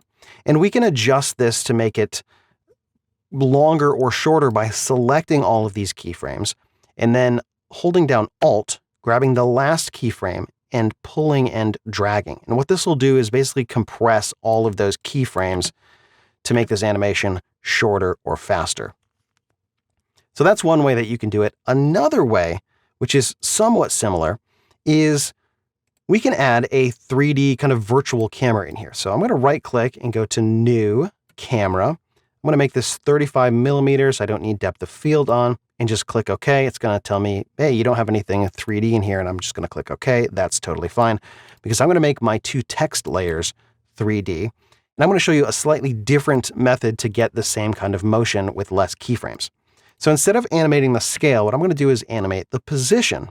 So at about the same spot, frame 8, I'm going to drop a position keyframe. I'm going to come back to the beginning, and then I'm just going to fly my text out in the Z axis here, or in the Z direction. And you can see it kind of looks like it's going a little bit off to the left there. So I'm just going to bring that down and maybe even pull it down in the Y axis as well. Let's see what that looks like. Very cool. Let's just make it shorter. I like that. Just keep it linear. We'll keep it cool and linear for now. I want to do the same thing with my burger text. I'm going to come right here, and I'll use the keyboard shortcut to drop a position keyframe. Then I'll come back to the beginning and fly my text out towards the camera, then maybe kind of center it up a little bit more. And then what I want to do is I'm actually going to pull my burger layer down below my best text layer, and then push it down the timeline just a hair, like that. Maybe I'll enable motion blur here. That looks pretty cool. Very cool. Maybe offset it 1 more frame, and then push this one out just a little more so we don't see it on the first frame. Cool. I think that looks fantastic. So the text is looking pretty good right now, and it's time to move on to some of these other elements. And I'm going to show you how to do that coming up in the next lesson. In this lesson, we're going to pick up where we left off in the last lesson, talking about how to animate this best burger design. Continuing on, we have the text kind of ironed out here. The text is flying in. It's looking pretty cool. I like the way that's coming in here. What I'd like to have happen is when the best burger hits, I want these lines to kind of fly out and maybe even do kind of an animated wiggle. So let's look at how to do that. First, what I want to do is I am going to right-click on the lines layer, come up to Create, and then Create Shapes from Vector Layer. And then I'll just take this and move it down. I'll maybe put the shy switch on and then lock it and then hide it. That way it doesn't get in the way. So by converting this to a shape layer, I now have access to the individual paths here. So there's a few things that I could do with that, and I can do some clever things, but actually all I really want to do is come down to Contents, and then right across from there, I want to add a Wiggle Paths. And if you don't have any of these shapes selected or any of the groups selected, it's going to put that Wiggle Paths on the bottom. If it didn't, just find wherever it put the Wiggle Paths and pull it down to the bottom of the stack. And what that's going to do is it's going to wiggle all of the lines in here. If we just hit play here, you can see what that's going to do. And I'm sure you're thinking, that does not look very good. And you are correct. That does not look very good. But we can tweak it. What I want to have it look like is the kind of hand-drawn animation thing where it looks like you sort of drew a thing, and then you drew it again, and you drew it again on three different sorts of piece of paper, if you will, and then it sort of animates between them, and it has like this really cool animation effect. That's probably not a great way to explain it, but once you see how we're going to modify it, it's going to all make sense. I'm going to switch the points from corner to smooth. I'm going to bring down the detail here, maybe to something really low, like, I don't know, 1.5. And then I'll bring down the size to, I don't know, 3. And then I'm going to push up the wiggles per second to 15. And now when I play this, you see, that's what I was talking about. I want this kind of wiggly, kind of animated look here. Might be able to increase the detail maybe to like 2 or something. If we push it up too much, we're going to get like some weird blobby stuff in here, and that's not going to look so hot. So I think 1 or 2 will probably work fine. That's looking cool. And the next, I want to animate these lines coming from kind of the center out. So I'm just going to solo up the lines here. That'll make things a little bit more snappy. And I think the easiest way to do that is just with a matte layer. They're going to come out pretty quick, or I'd like them to come out pretty quick. So I can get away with using just kind of a shape layer here. And so I'm just going to draw one with the pen tool. So I'm just going to click and drag with no other layers selected, and that's going to create a new shape layer. And I'll just make a kind of crude shape here because I want it to start very close to the inside edge of these lines, kind of like this, without touching them. I can probably get away with making that linear, and then something like this. And then what I'm going to do is I am going to dive down into the contents, into the shape, into the path, and put a path keyframe right here. I'm going to move this keyframe maybe more. I'll just move it in the beginning of the layer for now, because this is where we're going to start. And then I'll come maybe, I don't know, let's go 8 frames. It'll probably change. And then if I double click on my path here, what I want to do is just scale it up.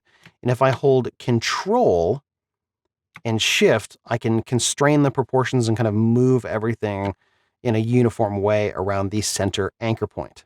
And so now it's just going to go from here, bloop, to there. It's just going to get nice and fat. And then I probably want to ease these and then jump in here and modify this curve such that it flies out like this. So pull this handle all the way to the left, pull this one all the way to the left, like that. Cool. I'm going to select the layer, name it Lines Matte. Very good. Pull it down above my Lines Outline layer. Hit F4 on the keyboard to switch or toggle the modes, and then take my Lines Outline and set it to Alpha Matte. And now my lines should draw on, bloop, just like that. Very cool. And we'll go frame by frame here. I just want to see what's happening. Okay. Looks like maybe they're coming on a little strong. And I think if we modify this path a little bit, so I'm going to select the pen tool again. I'll just control click so I don't have anything selected. And then I'm just going to bring these points around because I think what I'd like is I'd like a tighter shape in here. And that way it'll look like things are drawing on, I think, a little bit more uniformly. You're just going to have to take my word on that until you see what this is going to look like. So I'm just going to try and keep this mat as tight as I can around these lines. And let's see how that looks. I like that. That's cool. All right, very good. So I'm going to unsolo my lines outline. And I want to line this up for right when the burger sort of hits, the best burger. So somewhere in here, I want it to start flying out. Right about there. And I can also turn motion blur on like this. So let's see what this looks like at this point. Very cool. Not too bad.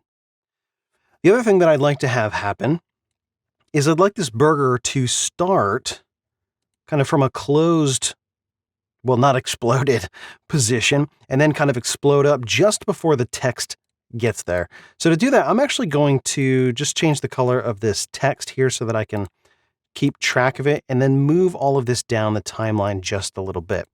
And then I'm going to take my burger buns here, and right about here, I'm going to drop a position keyframe.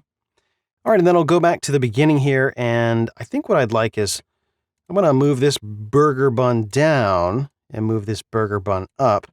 And we have a little bit of a problem because you may have not realized it before this point, but this Illustrator graphic they're just basically outlines. So there is no kind of background fill in each one of these elements. That's something that we can fix, so definitely stay tuned for that. But I think for the amount of frames this is going to be on, it's not a big deal at this point in time. I'm going to have it start here and kind of fly out like this and make room for this burger to fly in. I'm just going to hit F9 on the keyframes here. Hit this button here, which will fit all graphs to view, so I can just see these a little bit bigger. And then I'll just give these a little bit of a curve here, like that. I think that looks good. The timing is not perfect, like I said before, so I think I'm going to slide this stuff forward. Perfect. Yeah, just like that. I want it just sliding out of the way. Boom! Just like that. Now, I think the effect that I would like to see is I'd like the top bun and the bottom kind of burger stuff here to continue to basically expand. So to do that, what I'm going to do is I'm going to create a new null object. And I prefer to have the anchor points in the center of my null layers. So I did the Control Alt Home and then Control Home to kind of recenter that up there. And so what I'm going to do is I'm going to drag this up here and then I'll hold Control. And if I'm close to the anchor point on that top bun, it should snap right there. And I'm just going to name this null right down here. I'm going to hit Enter on the keyboard and name this top bun. CONT is my abbreviation for controller. And I'm going to bring that down here, put it right above the top bun. I may even select both of these and change them to fuchsia so I can keep track of the layers. And then I'm going to take the top bun layer and parent that to this top bun controller. That way, after this initial move, I can really easily create some secondary motion by just animating this null. So I'm going to use the keyboard shortcut Alt-Shift-P and Alt-Shift-R to drop in a position and a rotation keyframe. And then I will go to the end of the timeline, move this up a little bit, and maybe rotate it a little bit like that. Now, I'm going to go to my solids here and just drag down another null. I don't necessarily have to make another one. It's kind of a pet peeve of mine to keep my projects as tight as possible. I like to just keep using the same null over and over. So I'm just going to make this null an adjustment layer, and that will essentially make it transparent. And then I'm going to come right down here and hold Control again and just snap the anchor point to my bottom stuff layer. I'll rename this to bottom stuff CONT for controller, and then parent my bottom stuff layer to my null here. And then I'm going to do the same thing to this null. I'm going to hold Alt Shift and then hit P and then R to drop a position in a rotation keyframe. I'll go to the end of the timeline, and this time I'm going to push the burger down, and then I'm just going to rotate it maybe opposite of what I had before. Okay, so let's look at what I have right now. I'm just going to fit to view. Maybe make this a little bit bigger. All right, let's check this out. Oh, I love it. I think it looks so cool. That's a good place to stop for this lesson. Make sure to check out the next lesson where you're going to learn how to put some final touches on this animation.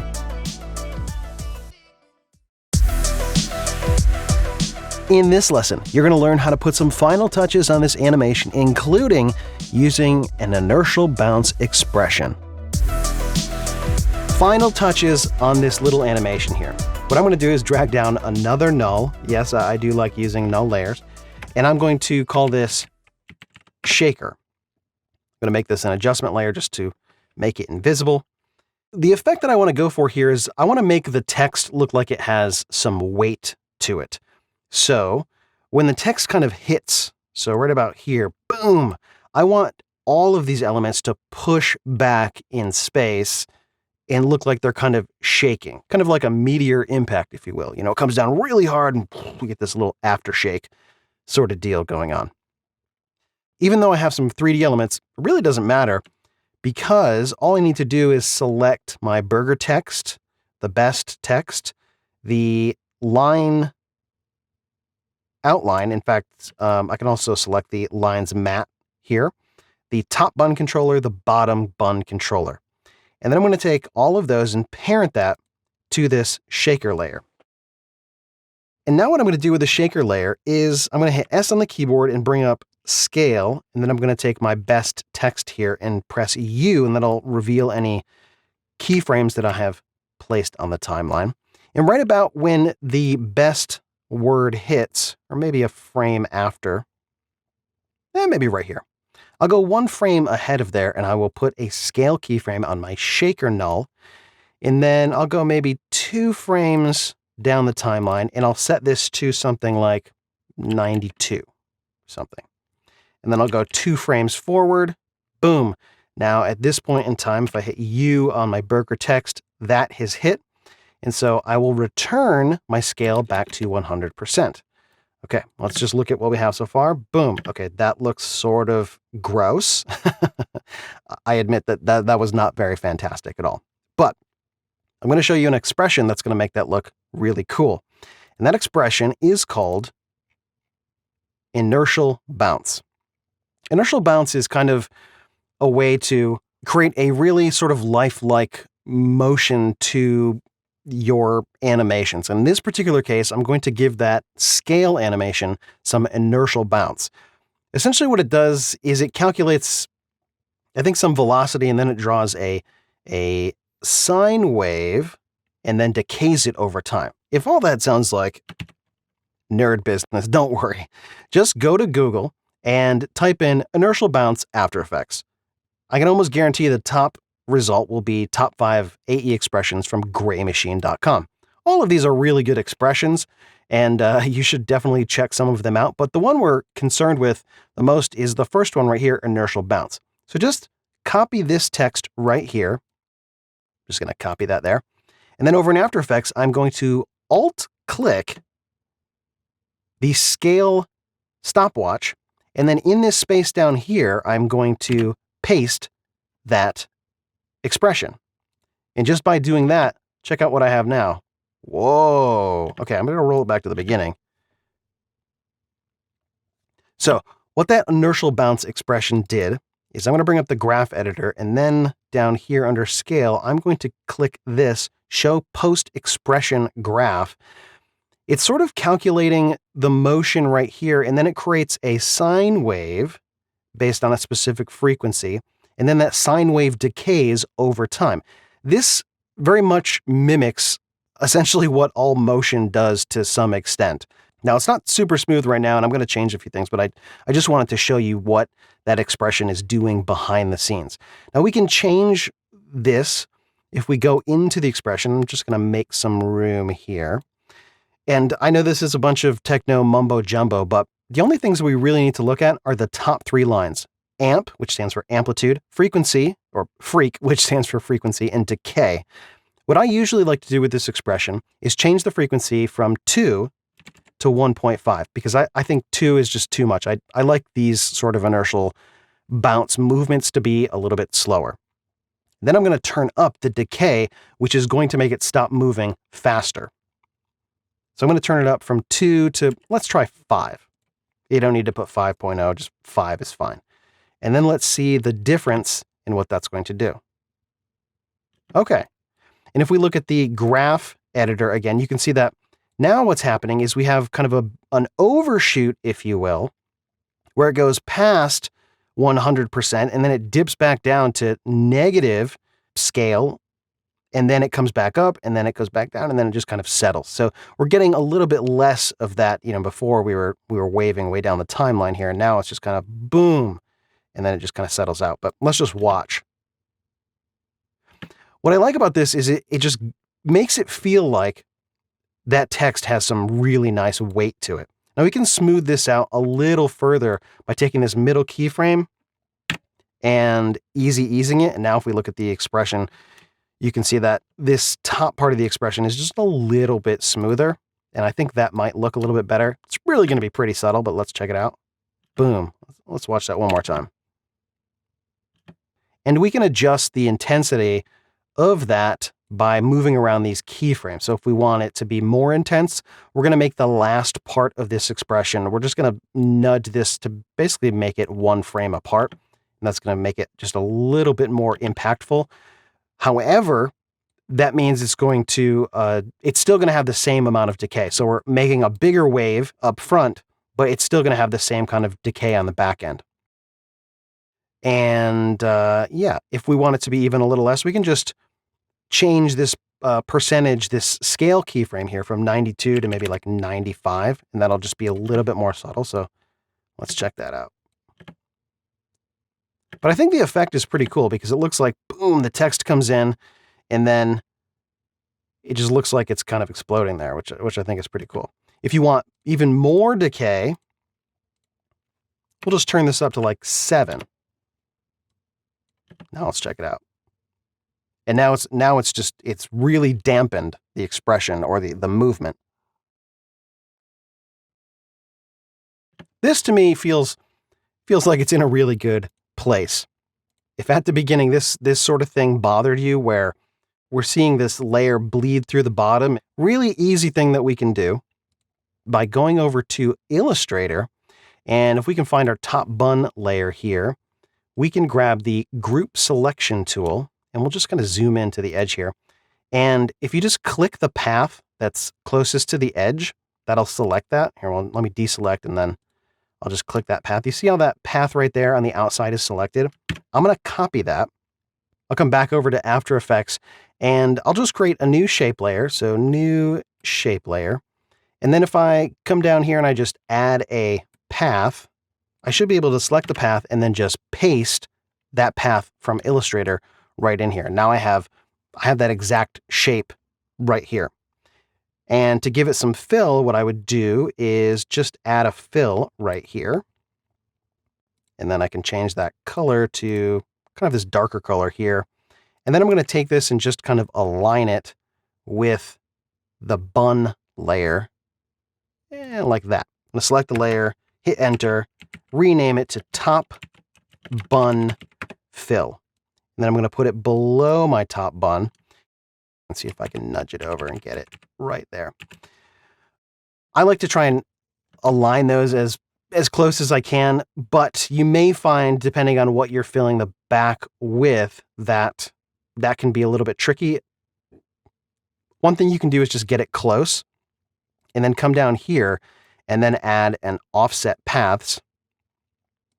And if that is below your paths, what you can do is just set this to like -1. And that's just going to, if I solo this, that's just going to shrink it up a tiny bit. If I do -2, you can see it shrinks it up a little bit more. So that way it's going to live basically between the edge of this path here and this white area here. So I won't have any bleed over. However, I don't think it's really going to matter for this. And if I wanted to fill this with the background, that's no problem. What I would do is take my background layers right here, and I would pre-compose them. So I'm going to hit Control-Shift-C, and I'll call this BG for background. And I'm going to duplicate these, bring them up just underneath my top bun fill layer, and then hopefully you know where I'm going now, but if not, I'm going to hit F4 on the keyboard to bring up the track matte options, and I'm going to set it to alpha matte. And essentially what that is going to do, if we solo this, it's just going to paint the background in wherever that bun fill layer is. And in order to get this bun fill layer to follow where my top bun is, I'm going to parent it to my top bun. And so now I have a really nice way to block out all of this junk from my bun layer. So check that out. Everything else is exactly the same. We're just sort of painting out that little kind of overlap. And this is something that we just needed to deal with because the art wasn't exactly what we needed it to be for this animation. But everything else I think is looking pretty nice. Coming up in the next lesson, you will learn some more great looking techniques for animating some pre-made designs in After Effects. Hey video creators, with Envato Elements you can create better videos. How? With unlimited downloads of millions of creative assets, all with commercial licenses for one low cost. Because no matter which video you're creating, Envato Elements has everything you need. Get creative with unlimited downloads of royalty-free stock footage, video templates, audio, and millions of other creative assets. All right, people, let's move on. So this is where Mike stands, and this is where the dinosaur comes in. Yeah, Envato Elements is where you find and download everything. Motion graphics, dinosaurs, and create even more with social media assets, online content, everything. Everything. Literally everything. Music tracks, sound effects. Thank you. Everything you need for your videos, it's all unlimited. Deliver better videos faster with Envato Elements. Get started today.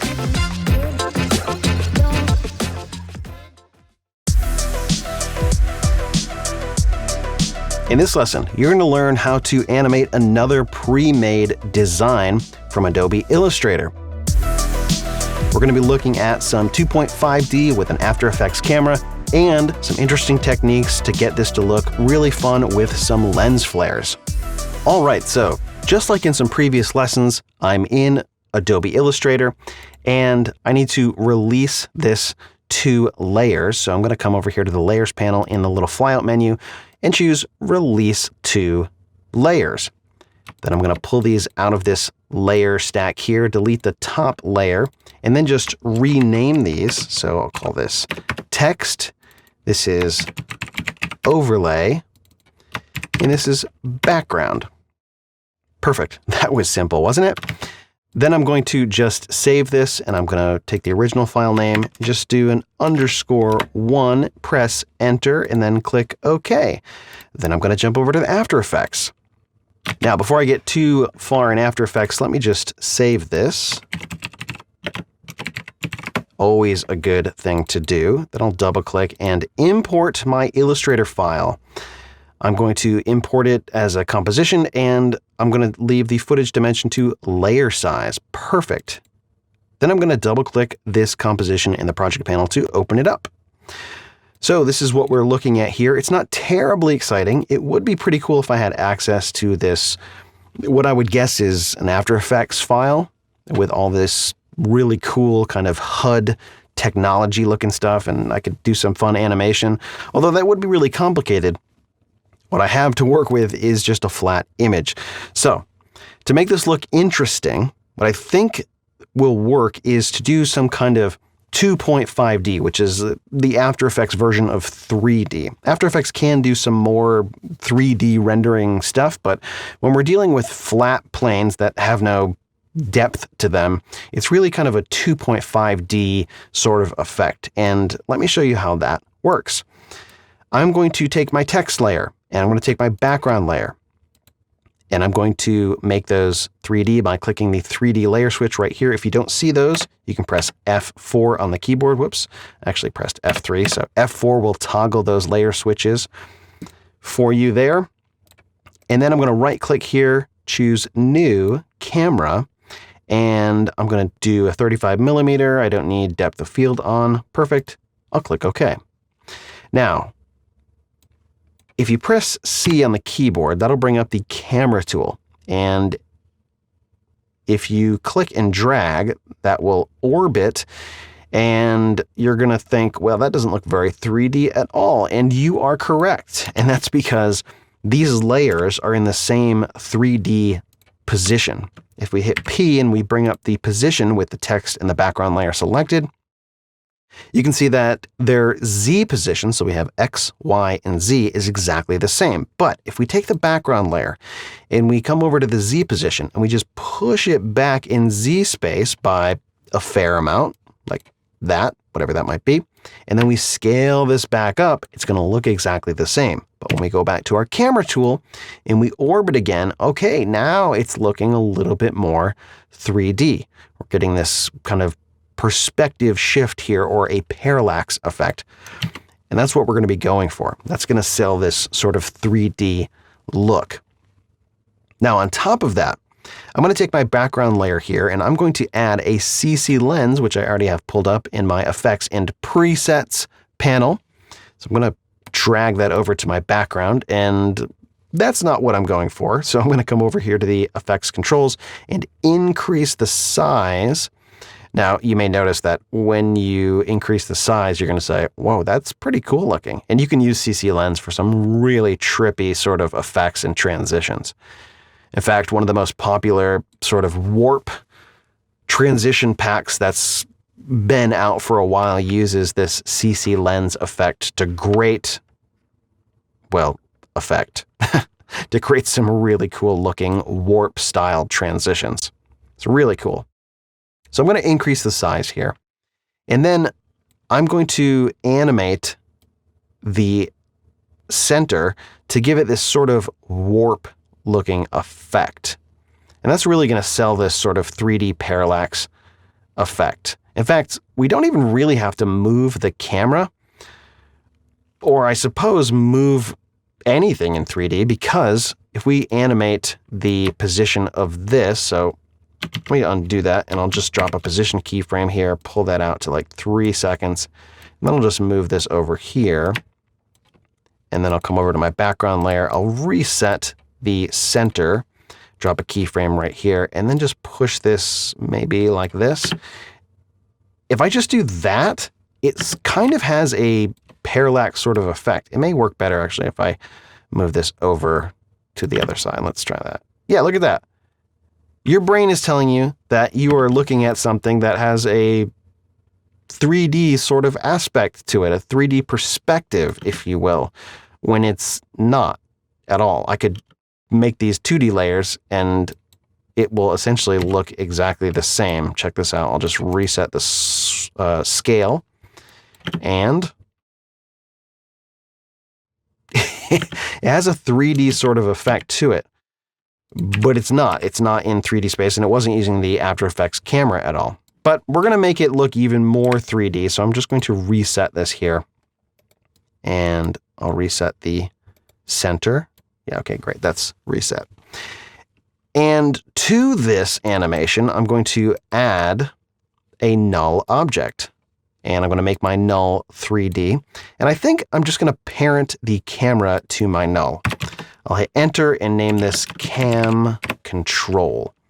And then if I pull up the rotation here, I can do some rotation for this. And that will essentially orbit the camera around the center. And that's going to give us a really nice sort of 3D look. It's going to be a little bit more than what I was doing a second ago. So I think I'm going to come to about 5 seconds and then drop a keyframe on the Y rotation, come back to the beginning and maybe do, I don't know, I don't want to do something too drastic, but maybe like 10 degrees, and I'm just going to animate from here to there. All right, so at 5 seconds, I'm also going to come down to the background layer here and drop a keyframe on this CC lens effect for center. And then I'm going to push this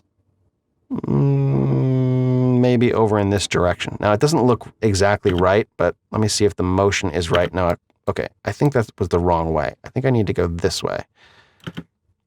There we go. I think that's right. I think that's has the right look to it. Essentially, the camera is going to do that parallax effect, but in this case, I just want to use the CC lens effect to give it a little bit more warping in the edges. So let me see. I will change the view to fit up to 100%. And you'll see that the edges kind of have this warp effect, almost like the background is bent, the way it's kind of pulling out here. And if we adjust the scale, or the size rather, that'll become more drastic. Although we do want to fill it a little bit. So you can adjust the size to fill it, or you can just scale up the layer if you want to. Either way. So if I increase the scale of the layer, then I can pull the size down, and that should make this effect a little bit more drastic. Right now it is pretty subtle.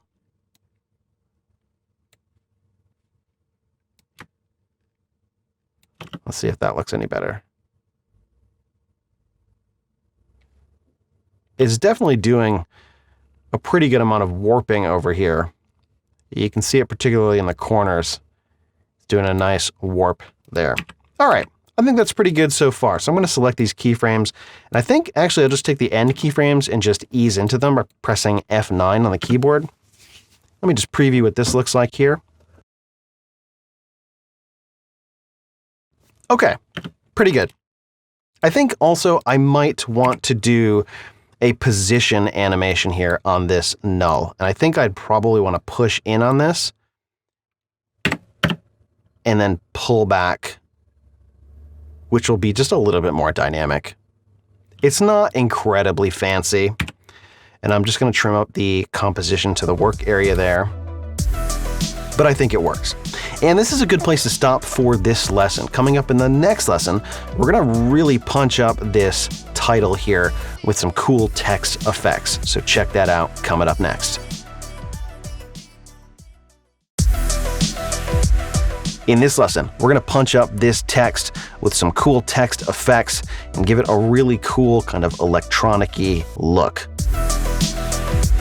All right, I'm going to jump over to my project panel here. I'm going to select my text layer in the outer space scene _1 layers. These are the Illustrator layers. So I'm going to select my text here and then replace with pre-comp. Then I'm going to double click that to open it. And actually, if we look at this comp right here, you can see that that layer has been replaced with the text pre-composition. If you double click this, that's going to open up the same comp here. So what I want to do in this comp here is animate the text to do something a little bit more interesting. And I want to get access to the text characters here. So to do that, I'm going to double click on the text and I'm going to copy it from Adobe Illustrator. And then in After Effects, I'm going to grab the type tool, just drop it in anywhere and then paste and then press Enter on the numeric keyboard. And now I have that text exactly as it appeared in Adobe Illustrator. Any kind of weird formatting that might have been done in Illustrator transfers over to After Effects. It's very handy that way. Now what I'd like to do is convert this text to shape layers. Now you may be wondering why I just didn't take the text layer here and choose Create Shapes from Vector Layer. And that's because for whatever reason, it doesn't work with some text layers. So we'll just paste the text from Illustrator and that works totally fine. So on my text layer now, I'm going to right click, choose Create, and then Create Shapes from Text. Now, if I didn't mention this before, this Gempire font is from Envato Elements. Tons of great fonts there, and this is one of them. So let's look at this shape layer that I just created. I'm going to drill down. It looks exactly like the text, but what I want to do is give it kind of a stroke effect. And I want to animate the strokes around the text and then have the fill kind of flash in. And I'm going to do that on a few separate layers here. So the first thing that I want to do is I'm going to expand all of these layers here. In fact, I'll just hit the tilde key so I can see what I'm doing. And I'm going to grab all the fills and strokes and delete them. Now you could just turn them off up here, but that's going to get a little bit confusing down the road. So I'm just going to delete them. Then I'm going to come over here, and with the content selected, I'm going to choose Add and then Stroke. And that's going to put a stroke down at the bottom of this stack. And that way I can control one stroke for the entire layer. All the shapes will have this stroke, and it just makes it easier to animate. So let me hit the tilde key again, and let's look at what is going on here. So that's too much stroke, I can tell. I'm also going to have the stroke match the color of the text. So I'll just use the eyedropper tool there. Perfect. Then what I would like to do is I would like to add a trim paths. So I'll just select contents and then trim paths, which is just off the screen there. Let me just pull this up so you can see. Trim paths. Okay. And that put the trim paths at the bottom of all of these groups, which means that the trim paths will essentially affect everything that's above it. And if I just pull down the end, I can kind of see what I want it to do. So there's two things that I want to animate here, and I'll just animate them right now. I'm going to come back to the beginning of the comp here. I'll drop a keyframe on end and offset. Then I'll go to about 3 seconds. I'll put the end at 100%. And I'll put the offset to 1, which will do essentially 1 full revolution or rotation of the offset. And then when I play this, you can see what it's going to do. It's got this really cool kind of wrapping line effect. Now, if you pay attention to what's happening in the O right here, something strange is going on. It looks like the line sort of stops right here, and then it draws the middle line. It completes the middle line, and then it goes back to the outer line, and then it starts taking away some from the middle, and then putting some back. It's very sort of busy, and I don't like it. And what I discovered is that the reason it's doing this is because the O is made up of 2 groups here. So we have a path on this group and a path, or 2 separate paths rather. And each one of these paths then has a merge path applied to it. And the merge path is basically to subtract this middle bit from the outer bit here so that when it's filled, it doesn't look like just one oval. It's got a hole in the middle. But you see, I don't actually need the fill. So what I'm going to do is get rid of this merge path here in the O, the R, and then the other O. And now when this plays, you're going to see that the lines do what they should do.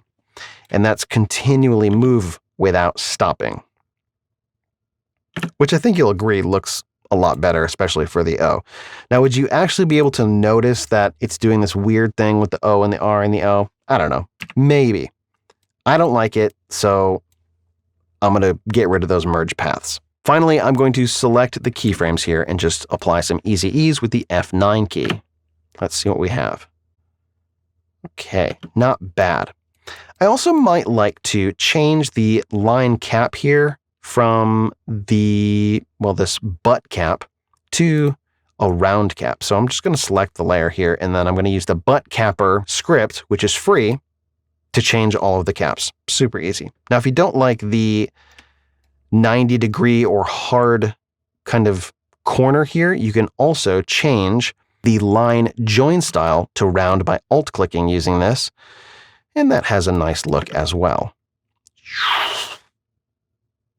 Okay, so right at 3 seconds, what I would like is for the fill on this layer to come in.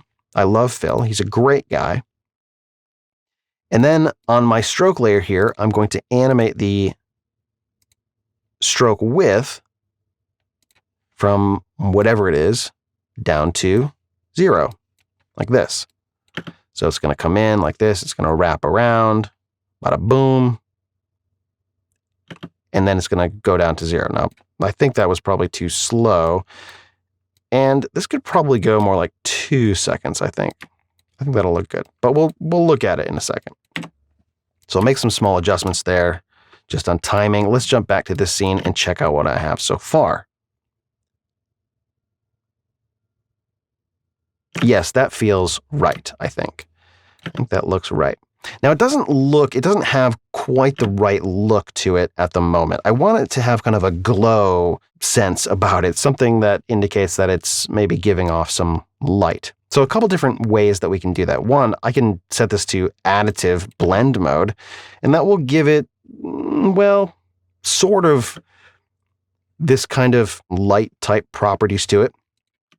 I could also add a glow. I'm going to set that back to normal. So with my effects console here, I'm just going to add a glow. That's the same as just coming over here to the effects and presets and typing in glow. It's just a little bit faster. The FX console is a free plugin from Video Copilot. And if you use After Effects, you should definitely check it out. So I'm going to jack up this glow here. And I'm going to turn up the glow radius and maybe the threshold. I want it to kind of almost be looking like it's going to white and the glow is more bluish. I don't know, something like that maybe.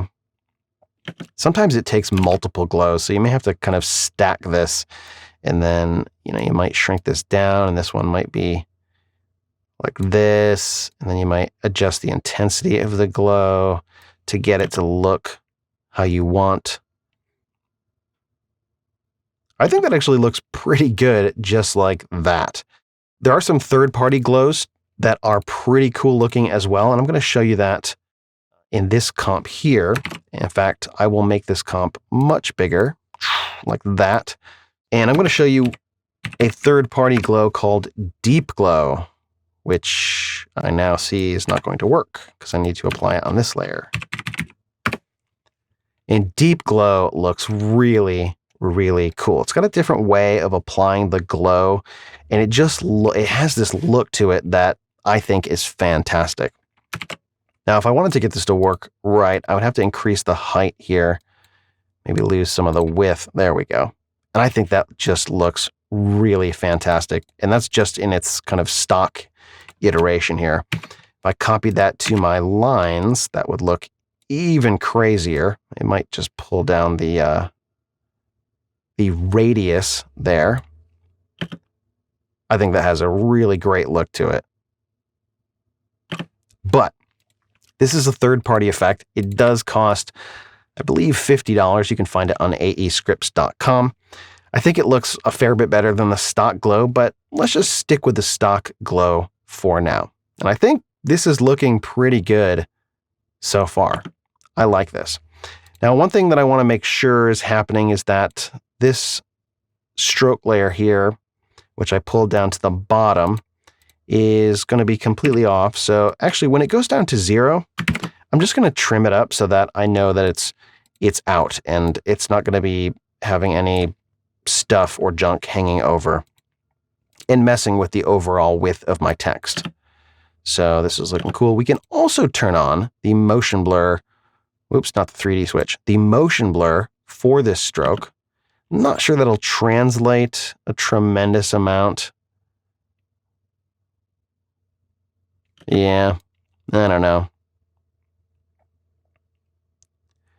I might also be able to punch up this section here. What we might be able to do is kind of fake some more intense glowing by duplicating this outline layer here.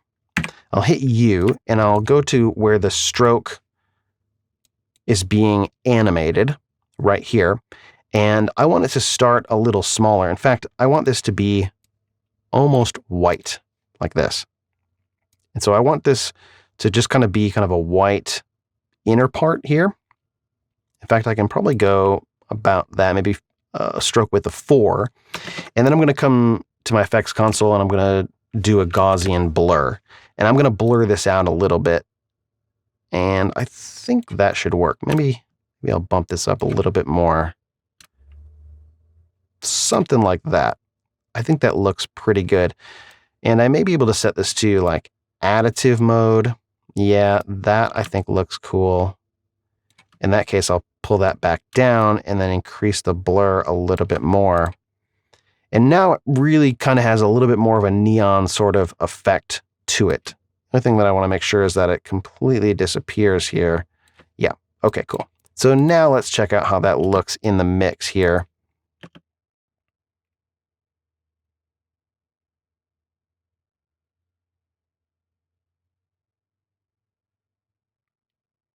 And I think it may be just a little bit too much, so I might pull it down just a hair, because this glow right now I think is a little bit too intense. And I may want to adjust or animate the glow intensity and maybe punch it up right here. And then I'll pull it down just a little bit here. Maybe I'll just go one frame before then and then punch it in like this. Oh yes, I like that. Now overall, I think this has a pretty good look to it, but I think we could punch it up a little bit more with some lens flares. And you're gonna see that coming up in the next lesson. In this lesson, we're going to pick up where we left off in the last lesson, working on this animation here, and we're going to be checking out some lens flares. I don't know how you feel about lens flares, but if someone were to ask me, I would say I love lens flares, and I really do. They're just the right thing when you need a little bit of flash and pizzazz to stuff like this. This kind of has almost a kind of retro future vibe here. And I really want to make this punch of the text here when we go from just the stroke and the fill comes in. And I'm just going to drop a marker here with the asterisk so I can figure out where that is. But when that fill punches in, I want some lens flares. I want to have this whole thing light up nice and bright. And I think the effect that it will have is that the text is much brighter than it actually is. So to accomplish this, I'm going to use a third-party effect called optical flares. This is by Video Copilot. It's probably one of the best lens flare plugins out there. So to apply optical flares, I'm going to create a solid. I'm just going to name this OF for optical flares. And then I will add optical flares to that. It's going to load in here. I'm going to set this to screen for now. Then I'm going to jump into the options and I'm going to customize my flare. Now, optical flares comes with some default flares, and then it has kind of a pro presets, and it's got a bunch of different preset packages that it comes with. I have all of them, and I think I want to use one that looks like either this Illuminati or something very long and stretchy. Ooh, Sub-Zero. Yeah, I like this one. This will be a good lens flare. Now, I like everything about the look of this except for this jazz right here, this angly stuff. And thankfully, I can come right down here and just hide any of the bits that I don't like. I like that. I like that. I don't like this blue thing here. So let me find where that is. There we go. That's it. And then I think that and that have to go as well. So this is really going to be a simple sort of lens flare. Cool. I'm also going to change the positioning mode to 3D, which will help it track, I think, a little better with the camera. And then I'm going to position it just on the edge of the frame here when this hits. And I will also trim up the beginning of the layer here with begin bracket so that lens flares start right here. And I'm going to animate the position. So when we come to rest here, basically what I'm going to do is just move this over and probably down just a little bit like that. And then I'm also going to animate the scale and the brightness. And I'm going to jack the scale way up and the brightness way up. And that's going to just look, whoa, it's going to look awesome. Maybe too much scale there. Maybe a little more brightness. There we go. That's what I'm looking for. I'll press U on the keyboard to bring up those keyframes, and maybe I'll go like to there, and I'll reset the brightness, reset the scale, maybe turn the brightness down a little more. Like that. Cool. Let's see what that looks like.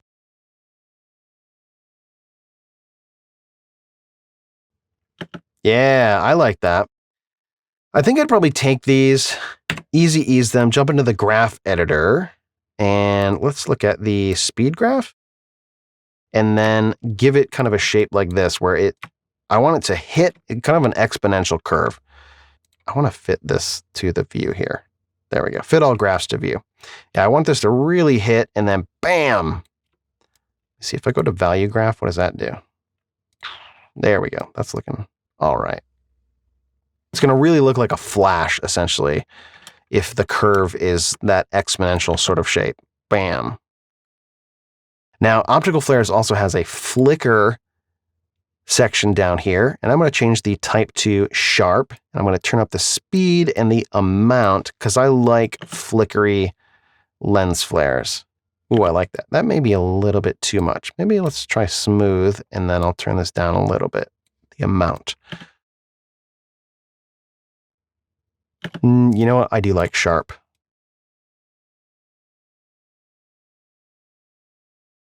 But maybe we'll just turn down the speed a little bit. Let's try that.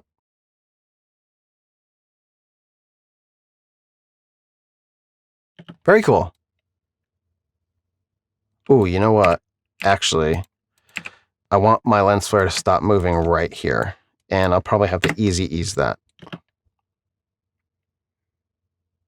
Because if it keeps moving once the camera stops, that's not going to look so hot. Very cool. Okay, I like that. I think the only thing that I would do in addition to this is maybe give the background a little bit of an RGB split look to it. I don't know. It might work, it might not. So I'm going to come to the background layer here. I'm going to right click on it and choose replace with pre-comp. And that's going to pre-comp my background layer. I'm going to double click that, go on into my background layer. Weirdly, it has this strange crop here, and that's fine. But I'm going to apply another third-party effect. This one is from Red Giant Universe, and that's called RGB Separation. Universe is a collection of all kinds of different, very useful effects for After Effects and Premiere. And one of them that I'm very fond of is this RGB Split. Now, RGB Split is this effect, and we'll kind of zoom in here so that you can see this. Let's see, RGB Separation. If we just push it out just a little bit, it just kind of separates the red, blue, and green channels in space. And it has this really cool looking effect that I just love. I think it looks really neat. Now, they actually have a couple of different variations on this. So this is one of them. In fact, they have a preset browser here that will open up, and you can choose a bunch of different looks. So some things have a little bit of distortion. We have heavy. I think maybe subtle distortion might work. Let's try that. Yeah. So this is without. This is with. Okay, I can see that. I may just pull the radius in just a touch. Let's see what that looks like. Now you could, if you wanted, take this optical flares layer, duplicate it, jump into the position, and then just move this up here to duplicate the effect. And then, of course, we're going to have to change the end position here, maybe up here, something like that. Let's see what this looks like. Yes, oftentimes I like to have somewhat symmetrical lens flares. If there's one on the bottom, I think one on the top kind of works, but you know, it's up to you. I think it looks pretty cool. And if this is just a little bit too washed out, because I think that's adding just a little bit too much kind of wash there.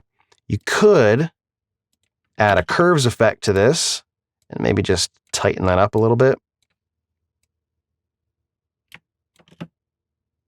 It's up to you. Or you can just turn down the brightness or the scale. Probably the scale would need to come down a little bit more. Yeah, something like that. Coming up in the next lesson, you're going to learn about a pro tip that will really help these lens flares and these fine gradations look great when you export.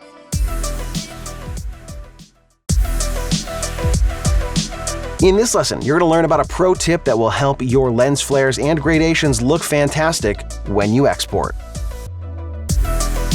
Now, here's a bit of a pro tip, all right? We've been looking at this for a while.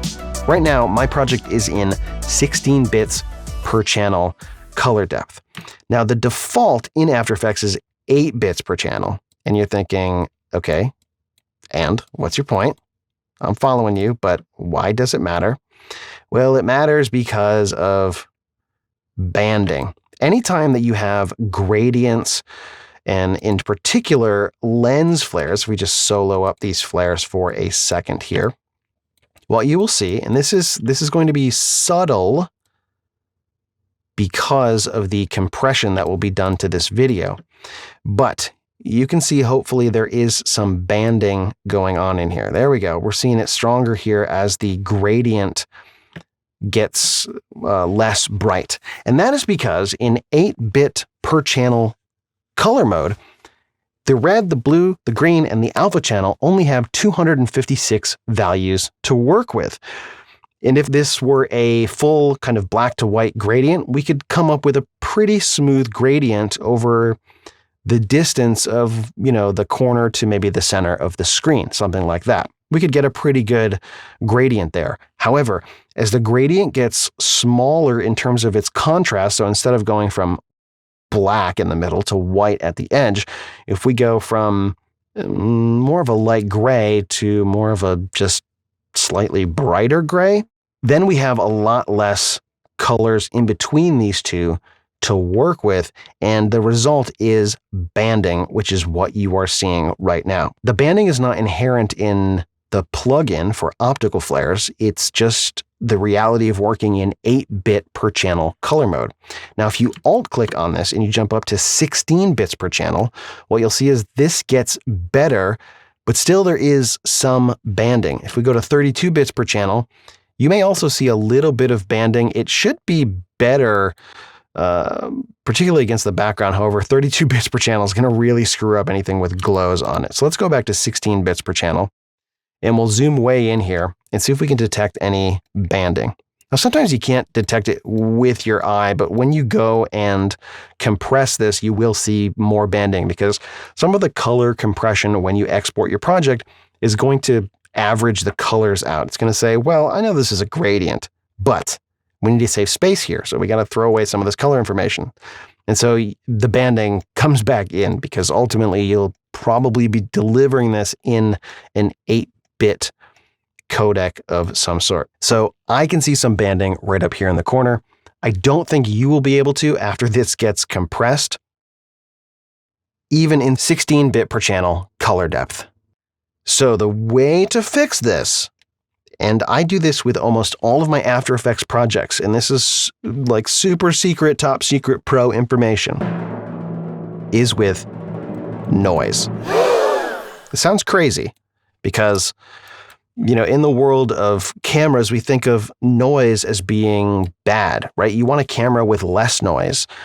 However, noise is a magical thing. If you think about what's happening here with this gradation between the lights and the darks, and we'll go back to 8-bit mode so that you can hopefully see some of these banding artifacts even more, is if I take this adjustment layer that I just added and I drop a noise effect on it, and then I turn up the noise, at some point, that banding is going to go away. Now, that's too much noise for sure.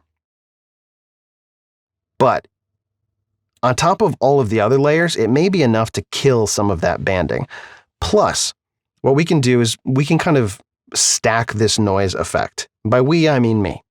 So instead of just adding it to the adjustment layer, I'm going to copy this and I'm going to add it to this layer right here. And I'm going to turn it way down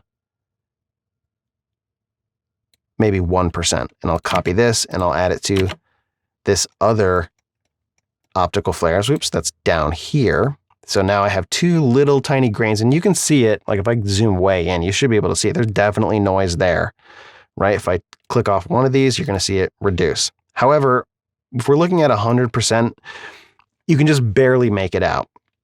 And by the time this gets compressed, you're not really going to see it. And then we add the top layer of grain on top of this, and I may add just like 2%. It's very, very small. And then here's the magic. In After Effects, we're going to go from 8-bit to 16-bit per channel. And check this out. There's no banding. Like even if we zoom way in, you can't see any banding. It's just gone. Now, there may be just the very slightest bit of banding there. And I'm being honest with you, I don't see it. However, when this gets compressed, you may be seeing some banding, but in real life, it's not there. And you're thinking, yeah, but this looks grainy. Well, look at it in context of everything. First of all, the noise, I think, looks cool. So there is that. I think it adds a nice grit and a sort of overall just blend to this, which I think looks really nice. Secondly, when this gets compressed, especially for the web, a lot of that noise will get sort of compressed out. All this little detail here, H.264 won't really handle that, especially if this is going to YouTube or something. This kind of individual, every pixel is different sort of look, a lot of that detail gets thrown away. And so adding noise can really help things. You could also add grain to this as well. So instead of noise, which is a very, very fine effect, so the noise is a very fine effect, and I'm going to turn it off these two layers here. You don't have to stack it either, because you can see that the banding is mostly gone with just this top level noise here. Sometimes I find it helpful to put just a tiny bit of noise on the optical flares layer, but you can see that it's pretty much gone here. I'm not seeing any banding right now. But another effect that can give it a nice overall look is the add grain effect. So right over here, we'll just pop in add grain. Now, if you think your computer is fast, go ahead and set this to final output. And then you may want to turn down the intensity to something like 0.5. Yeah, just 0.5 for intensity, which is a nice effect, maybe even 0.3 or something like that. This is applying a nice grain effect, and you can see the noise is off right now, but it is adding a little bit of something. In fact, I'm going to jack this up to 0.6 so that you can see it more once this gets compressed. But watch how long this takes to render just one frame. Okay, it looks like it's going actually pretty fast. Let me put this at 100%. You're saying, well, yeah, it's going, but consider that the machine that I'm running this on is a 16-core AMD Ryzen 3950X with 128 gigs of RAM. This is not a slouch computer. But if you're trying to use add grain on any slower computer, maybe a laptop, it's going to put a real hurt on your laptop. So if you like the look of this add grain effect, a better way and a faster way to use it is actually to pre-render it. And I want to show you that right now. I'm going to create a new composition. I'm going to name it grain. I'm going to make it 1920 by 1080, 29.97 frames per second, 5 seconds long. Click OK. I'm going to add a gray solid to this, and I want to make sure that it has no hue, no saturation. It's 50% gray, and I'm going to click OK. And then I'm going to add the grain effect and set it to final output. And that's it. For me, I like the look of this grain. It does look a little soft, but if I want more high frequency, finer detail in the noise texture, I can just use the noise effect. So this works fine. I'm going to add that to the render queue, queue that up, and there it is right there. I'm going to use the GoPro Cineform YUV 10-bit preset. One of the Apple ProRes presets would also work, and I'm just going to render that out. Now, I've already rendered that out, so I'm going to double-click in my project panel to import that. Switch back over to my outer space scene, and I'm going to pull that down into my composition here. Now, right away you can see that it doesn't look the same, and that's because I need to apply a blending mode to this. The two blending modes that work really well with grain, at least for me, is overlay and linear light. Linear light looks super aggressive. However, if you just turn down the opacity, it works pretty well. It is a little bit sort of gritty looking. That can work sometimes. Overlay is a nice alternative. It's a little more subtle, and you're going to have to jack up the opacity to be able to see it. But, you can see even at 100% opacity, it is pretty subtle. Final thing that you may have noticed is that this grain clip is too short. Now, if I was using this grain clip in Premiere, what I would do is just make a sequence and then just copy and paste this like 50 or 60 or 80 or 100 times to be as long as I need this grain clip, and then I can use that subsequence as a layer and set that to a blending mode to work in Premiere. However, in After Effects, there's a much easier solution. I'll just take this layer right here, hit Control-Alt-T on the keyboard, or you can right-click and come up here to Time and choose Enable Time Remapping. Once you have enabled time remapping, I'm going to apply a very simple expression. I'm going to Alt-click on the time remap and type loop, and it's going to prompt me right here. I want loop out. So there we go. And then I'm going to put cycle in quotes. And again, if I type quotes, it's going to prompt me, and I want to choose cycle. So this is the expression, loop out, cycle in quotes. If you just click away there, we can extend the out point of this layer, and it's going to loop indefinitely. I'll just turn the opacity up here and play the grain, and you can see exactly what it's going to do. It's just going to loop. And you can use this loop out cycle expression on a bunch of different properties. It's a good one to know. Pull this back down. Now it renders, and it's moving much faster than it did before with that add grain effect. I think that looks fantastic. Coming up in the next several lessons, we're going to be looking at a much more complicated animation, working with another design, using more expressions, learning some new expressions like the wiggle expression, keyframe animation, and more. Coming up in the next few lessons, you're going to learn how to take some static art here created by a designer in Adobe Illustrator, break it apart, prep it for animation, and create something much more dynamic. Alright, so we're looking at art that was created in Illustrator by a designer. It's not yet ready for animation. Similar to another lesson in the course where we looked at a burger design, we're going to have to prep this art for animation.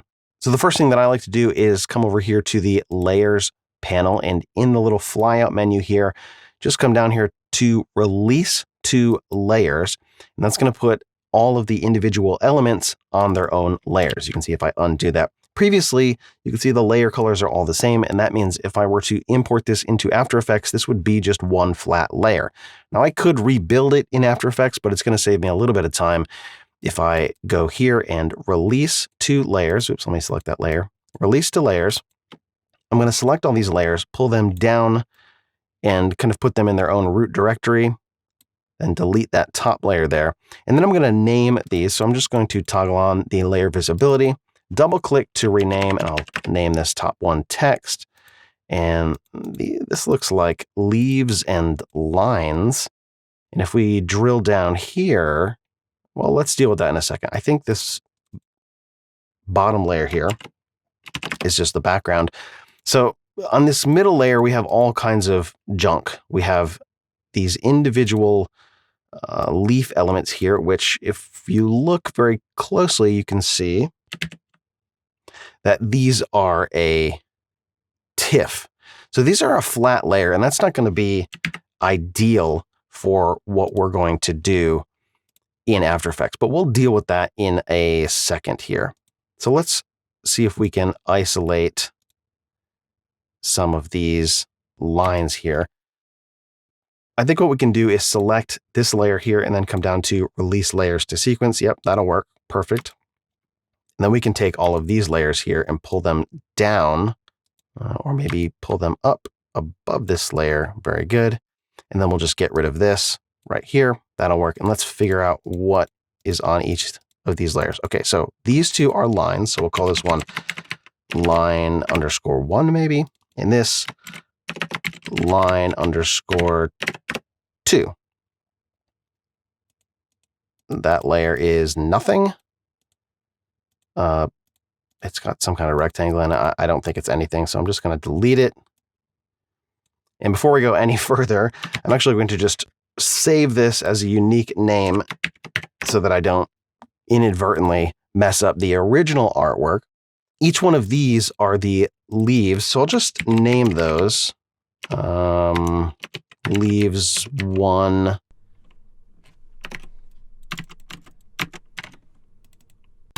Good enough. And I will save this.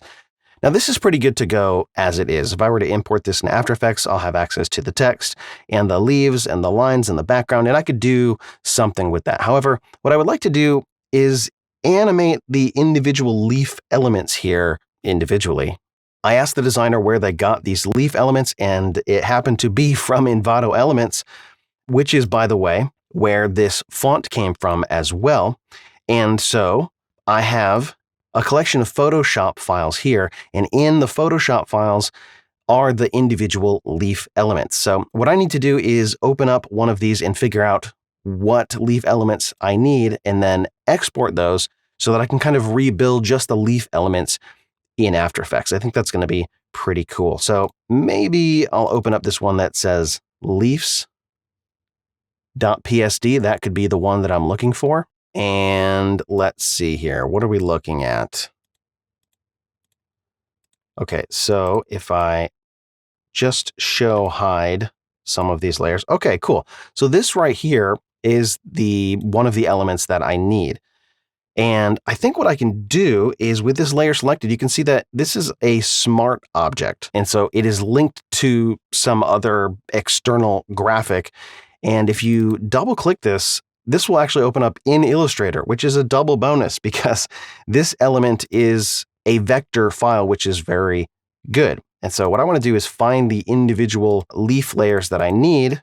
There's the second one there. Let's see, I'll double click that. That'll open up in Illustrator. I'll come back to Illustrator in a second here so I can export all of those individually. There's another leaf element that I need. Very good. And how about this one right here? Cool, I think that's the fourth one. Let me just increase the opacity. Yeah, that looks right. Okay, so I think there's only 4 leaf elements in here. There's one that's repeated twice, that kind of very light looking leaf element. So I have basically everything that I need right now. The only thing that I need to do is maybe just crop these in a little bit to make them easier to work with. If I save them just like this, the artboard is going to be quite large in After Effects, and that could be annoying. So I'm just going to grab the artboard tool here, which is also the keyboard shortcut Shift-O. And I'm just going to crop in on these elements here. I may give them just a little bit of wiggle room on the sides, something like that. And then I will save all of these individually. So I'll switch back to the selection tool here. And I've actually already gone ahead and done this. So I've named them leaf 1, 2, 3, and 4, and I've saved them right here, so I'm not going to go ahead and do that, but it's basically the same thing for all of these other layers. I just take the artboard and shrink it down and then export it as an Illustrator file and name it appropriately. All right, so let's just kind of review here. Taken the artwork, I've released them to layers, tried to figure out what was what, and named all of the layers. And so now everything is on its own layer, and I've saved that. And that right there is a good place to stop for this lesson. If you've been following along, congratulations. Now I know I went pretty fast through a lot of those steps in Illustrator and Photoshop. So if you need another go at it, if you need a little bit more time, go ahead and rewind the video and pause it where you need to so that you can catch up. The next step of the process is to pull all of these things into After Effects so we can begin the process of animating this design.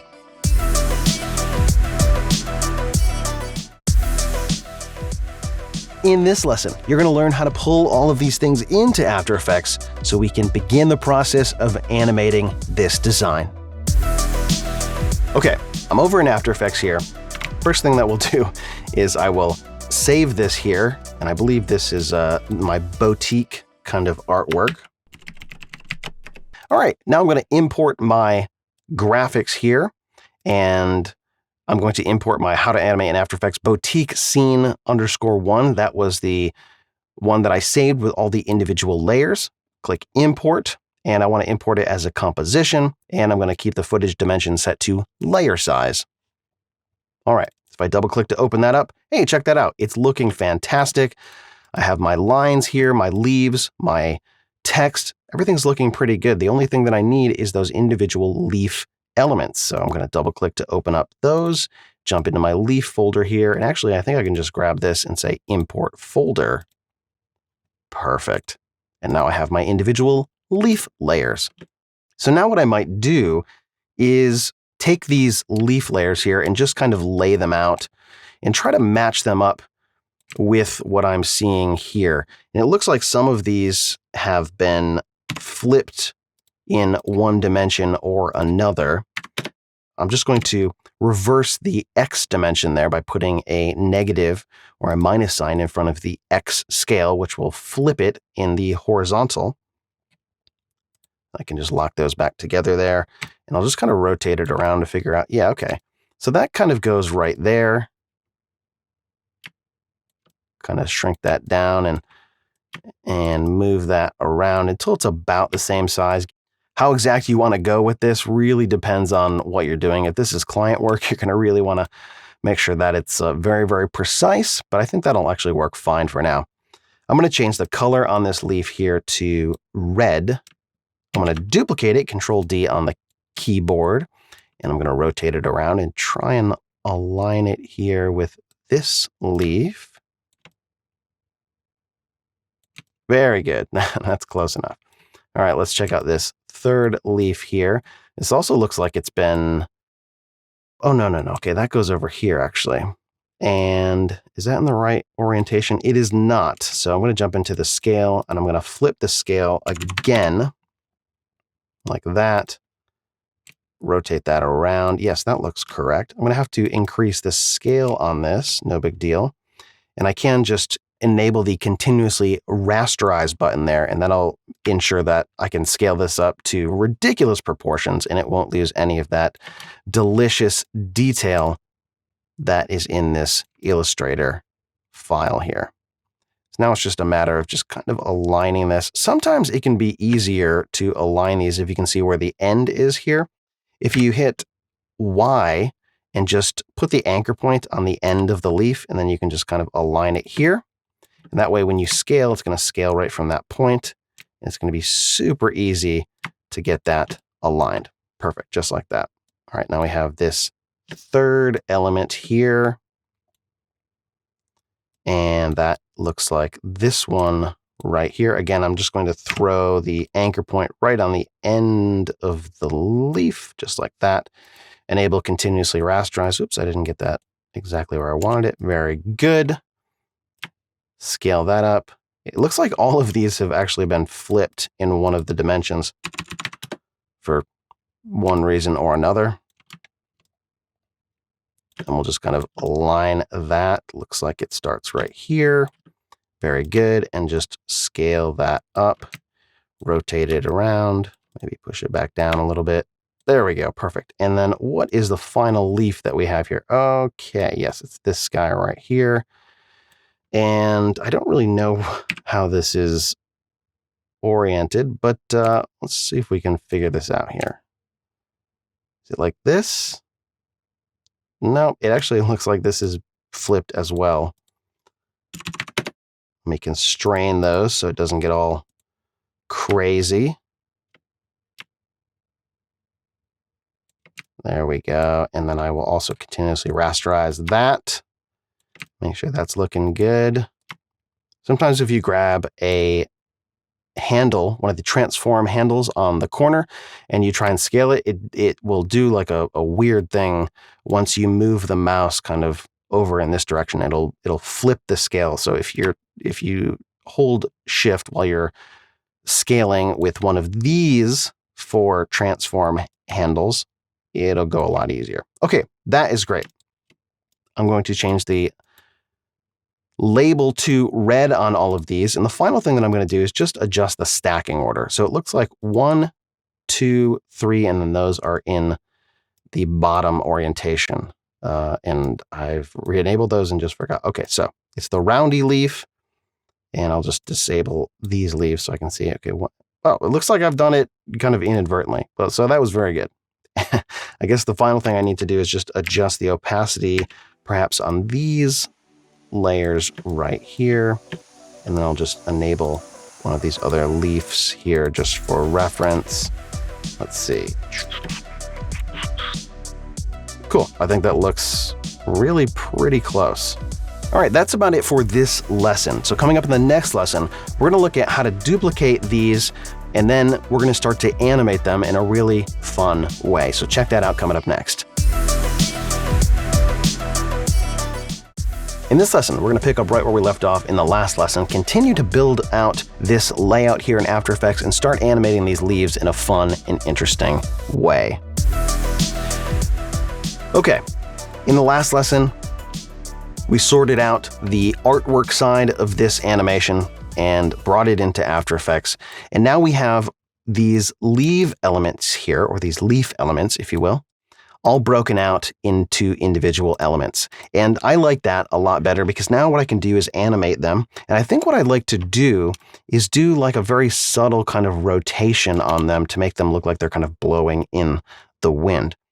Before I do that, though, I'm going to continue just finishing out this layout here, and I'm going to basically duplicate these leaves and replace the other flat leaf elements here. Before I do, I'm just going to solo up all of my leaf layers here and make sure that I have the anchor points positioned where I want them for rotation. So I want the anchor point to be right there, so when it rotates, it does sort of that thing like that. Okay, very good.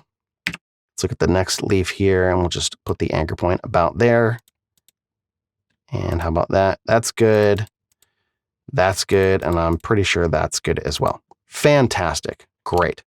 So the next thing that I'm going to do is I'm going to right-click down in the sequence window here, and I'm going to do New, and I'm going to add a null object. You can also come up to Layer, New, Null Object, or use the keyboard shortcut Control-Alt-Shift-Y. So I'm going to take my null, and I'm going to drag it over here and just kind of snap it to the corner. Now, if you don't have snapping enabled when you have the selection tool selected, can enable it right here with this checkbox, but you can also temporarily enable it or reverse the enabling by holding Control. So if it is enabled when you hold Control, it will disable, and if it's not enabled when you hold Control, it will enable. If that doesn't make sense, you can see right now it's not snapping because I don't have Control held, but watch when I hold Control, it's going to want to snap. So I want to snap this to the corner because as you see, these other leaf elements here are kind of positioned relative to the corner. So what I'm going to do is I'm going to name this leaf 1 or maybe leaf control 1. Very good. And before I duplicate this, I think what I want to do is I want to animate it, because if I'm kind of thinking ahead, which is hard sometimes when you're building out animations, I know that I'm going to duplicate this and I'm going to move it around my composition to basically replace these other flat leaf elements here, right? And if I do the animation first, that'll save me some steps down the line. And I just noticed, I think I need to increase the opacity here. I think in the last lesson when I was adjusting the opacity, it was actually over the leaf layer underneath them. So back to animating. What I want to do is I want to have these kind of spring into action here, or spring up and grow. And then I want to have them kind of wave in the wind by animating the rotation. So there's two kind of intermediate / advanced concepts here that I want to show you. One is this idea of animating with an expression. So what I want to do is I'm going to hit S on the keyboard. I'm going to bring up the scale property. I'm going to go maybe 10 frames. So I hit Shift page down and I just went 10 frames forward, and I'm going to drop a scale keyframe. So this is going to be the end scale for this particular leaf element. And I'll just zoom up on that so you can see, right? Then I'm going to go back to the beginning, and I'm going to set this to 0. So over the first 10 frames, we're going to go from here to there. Not very interesting at all. What I'd like to do is enhance that with something called inertial bounce. This is also known as kind of overshoot, if you will, but it's a great technique that will give this some kind of realistic looking life to it. Now, if you're unfamiliar with this, let's just do a quick Google search for inertial bounce After Effects. And if you go to just pick the first selection that's going to come up, it's going to be probably graymachine.com/top 5 After Effects expressions. And you'll find this expression all over the internet. What we want to do is copy this right here under inertial bounce version 1.2. Copy this expression right here. So we'll just copy that. We'll jump back to After Effects.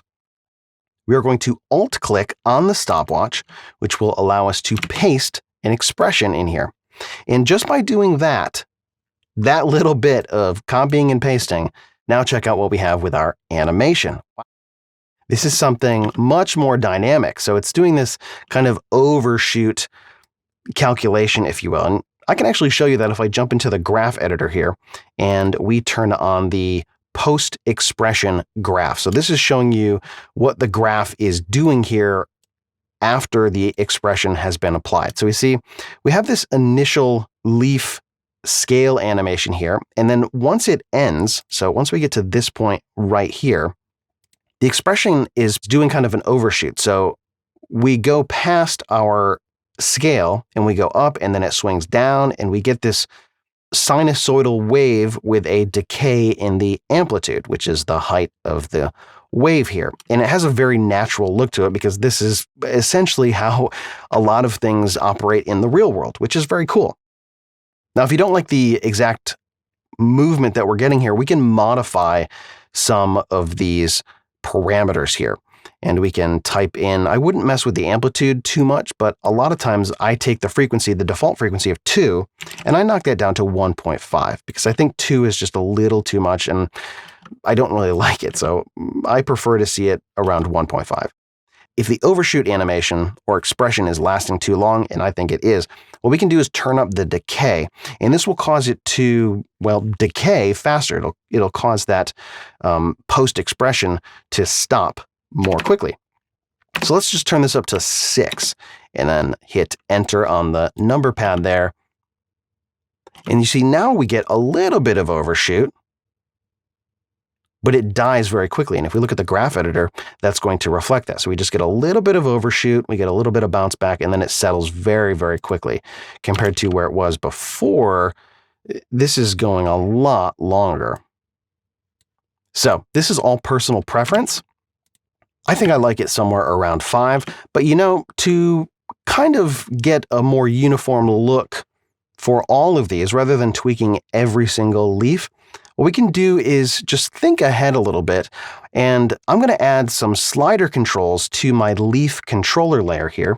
So with my leaf controller selected, I'm going to come over to the effects and presets, type in slider control, and I'm going to grab a slider. I'm going to call this freak for frequency. I'm going to duplicate it, Control D, and I'm going to call this decay. I don't really need to mess with the amplitude. These controls should be fine. So in the expression, what I'm going to do is I'm going to select 1.5, and then I'm going to grab the pick whip, and I'm going to pick whip up to frequency. And then I'm going to grab the decay. I'm just going to select that 5 there, and I'm going to use the pick whip and pick whip up to decay. And if I run it back now, it's not going to do anything because both of these values are set to 0, and that's no good. So I'm going to set the first one to 1.5 and this to 5. That way, if I want to globally kind of change that, I don't have to run back through all of these expressions, which is going to be quite a few, especially when we duplicate all 5 of these leaves. That's going to be 20 different layers we're going to have to go through. So this is going to be a lot quicker. So now what I can do is I can grab that scale expression. So let me bring that up and I'll hit S. And I'm also going to toggle the post expression here from the graph editor so that I don't see that. And I'm just going to copy these. Actually, I can't do that.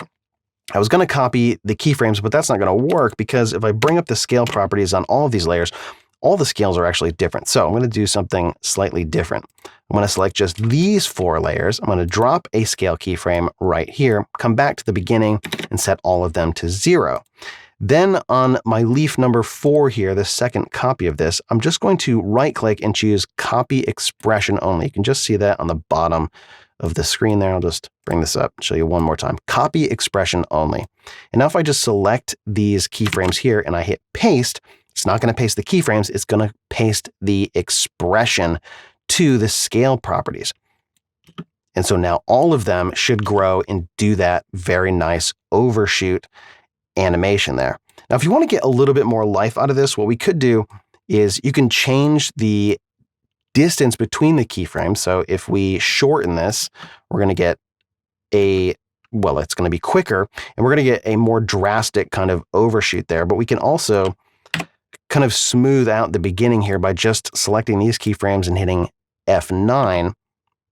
That's also going to give it a slightly different look. Now, having them all come out at the same time doesn't really look too hot. So what I would probably do is offset these by maybe a frame or so, like this, so that they kind of come out in a staggered way there, which you won't really be able to see at the start of the animation, but you'll see it at the end of the animation when they're all kind of moving in that what seems to be a random way, which is not random at all. But it has a nicer look to it, and that's great.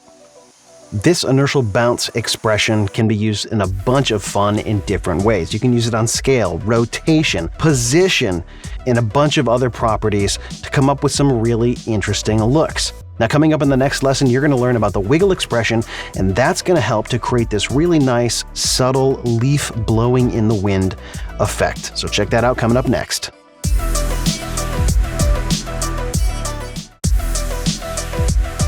In this lesson, we're going to pick it up right where we left off in the last lesson, and you're going to learn about a really useful expression called wiggle. The final thing that I want to do with these leaves is I want to give them some wiggle in the rotation property here. So rather than keyframe the animation, which we could do, and that would give us, well, a ton of control, it's going to be very tedious to do that on many layers and get a unique look. So instead, what I'm going to do is I'm going to insert another expression, and this is not going to have any keyframes on it. So I'm going to Alt-click on the rotation stopwatch. I'm going to come in here and I'm just going to type wiggle, and you can see if you're running After Effects 2020 and I believe 2019 it does this, it's going to prompt you. And so with the wiggle expression, we need the word wiggle, and then we need something inside parentheses. So if we start and we put a parentheses in here, it's going to add the end parentheses. And we need 2 things at the very least. We need a frequency and we need an amplitude. And these are 2 properties separated by a comma. So let's just type in some numbers. So let's do a frequency of 10, and then we're going to put a comma, and then we need an amplitude. And this is going to be the amount that the rotation is going to move. So 10 is going to be the frequency. That's going to be 10 times a second, which if you're thinking about that, it's going to be way too much, but I want to show you kind of an over-exaggeration. And then we need an amount. So let's just type in 30, and then let's press Enter on the numeric keyboard. I'm going to solo this layer so you can see exactly what that's going to do. Wow, if it was blowing this much in the wind, I'd say we have a major problem and you need to get indoors, probably in a hurricane or tornado shelter. But you can see basically what it's doing. And in fact, we can jump into the post expression graph here and look. So over time, without doing any keyframes, this property is basically animating itself. And this is what wiggle does, and it does a great job of it. However, it's doing it way too much, right? This is way too fast. So we need something much more subtle. Maybe something like 0.5 and then, I don't know, maybe 5 degrees of wiggle.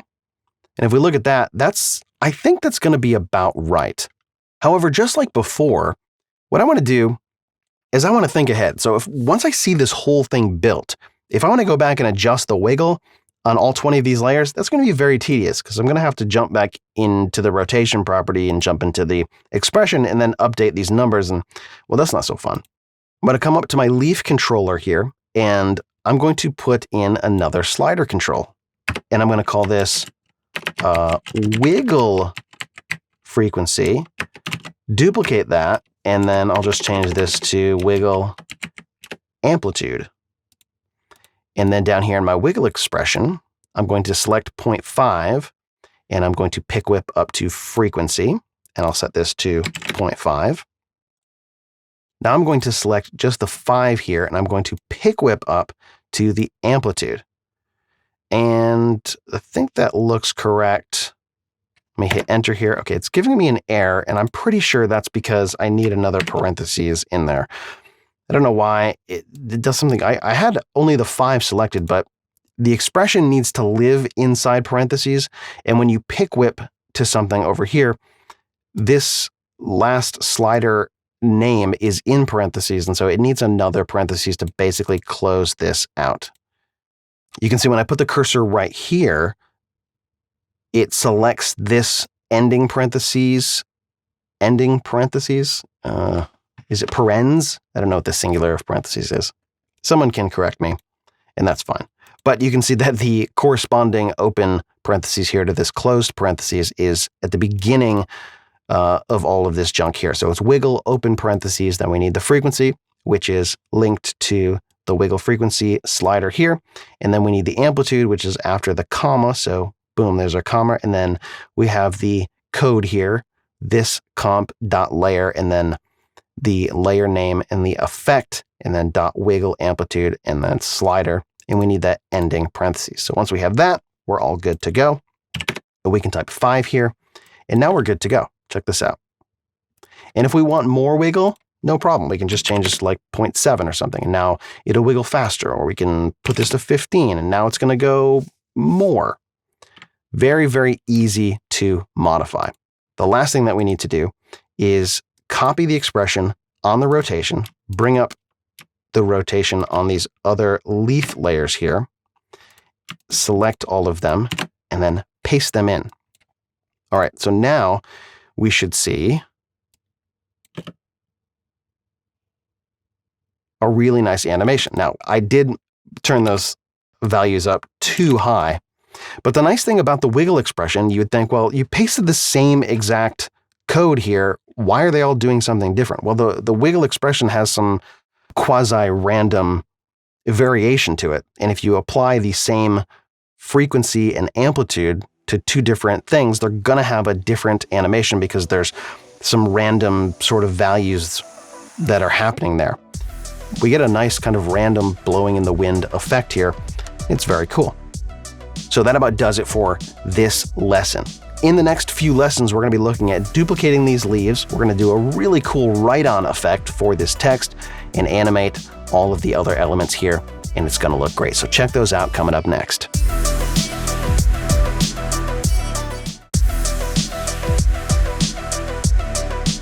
In this lesson, we're going to pick up where we left off in the last lesson, duplicate some layers and relink expressions. If you've been following along in the previous lesson, we've done some really cool things. We've done an inertial bounce for the scale. We've done a cool wiggle expression. We've linked that all to a leaf controller here so that when we duplicate this, it's going to do a lot of the animation heavy lifting for us. And we don't have to do a lot of keyframe animation. In fact, it's very little keyframe animation. So the next step in the process here is I want to link all of these layers to my control leaf layer here, my leaf control layer, so that I can move them all together. Once they are all linked, what I'm going to do is I'm going to select all 6 of these layers and I'm going to duplicate them. And then I'm going to hit Control End bracket to bring them to the top of the layer stack. And I'm going to change the color of all of these so I can keep track of them. And then what I'm going to do is I'm going to just select my leaf controller layer here. And I'm going to, I think, rotate that around. And that's going to go in the bottom corner here.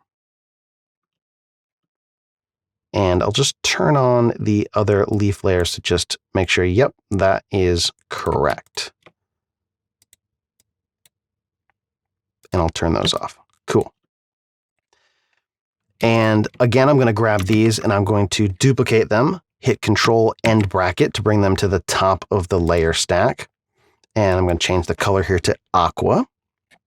I'm going to select only the leaf controller 3 here. And then I'm going to maybe rotate them down like this. And I think to match the original, I might need to flip the dimension on these. Let's see if I enable my leaf layers here. Yeah.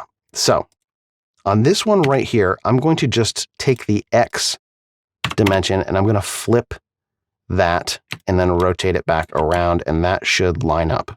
Perfect. Great.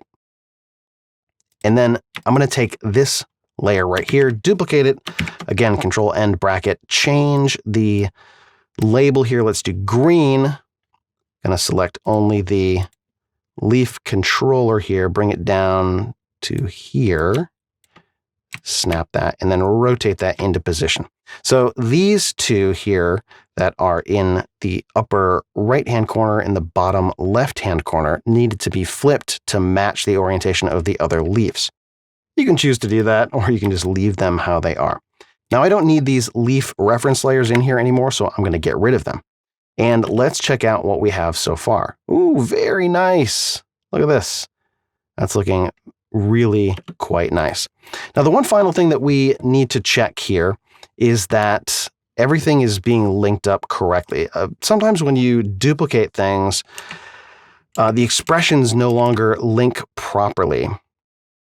And so there's just a small little thing that we need to do here to change that. So if you look at my leaf controller 2 here, we need to just go through in the expression and change this to 2 for the leaf controller, because currently it is being linked to the first leaf controller. Now, does that really matter? I don't think it does. You could have all of these controlled with one leaf controller, kind of a master leaf controller, if you will. But if you want individual control over all of your layers, you're just going to have to go through and update just a few of these here, and it should just take you just a second.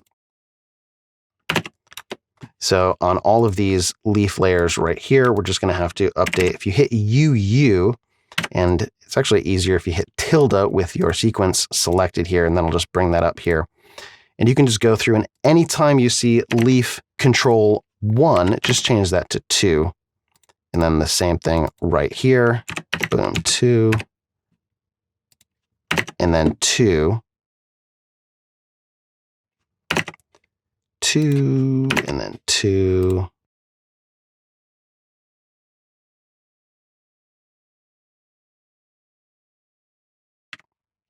And so now, if I wanted to make an adjustment on the decay of these leaves, maybe just turn it down a little bit or change the wiggle parameter just a little bit. Maybe I want it to be 0.55 or something like that.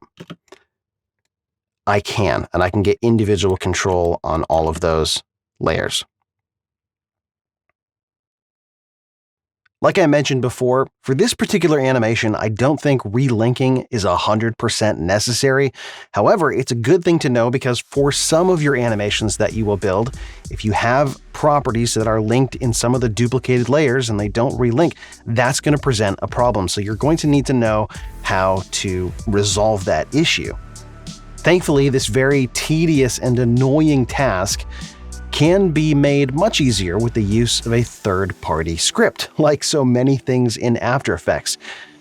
If you go to aescripts.com, you can find a script called Duplicate Layers in Update Expressions.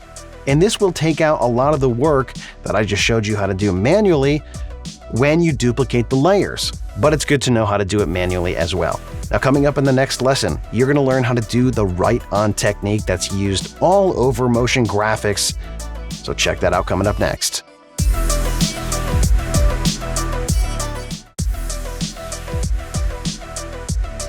In this lesson, you're going to pick up right where we left off in the last lesson, and you're going to learn about the write-on technique.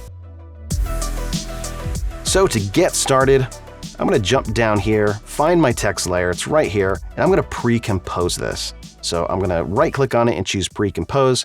I'm going to leave all the attributes. You can also use the keyboard shortcut Control-Shift-C. I'm going to double click that text pre-comp to open it up here. And you may have noticed that this layer here looks a little bit different than the Illustrator layer over here. The end of the E is just a little bit funky.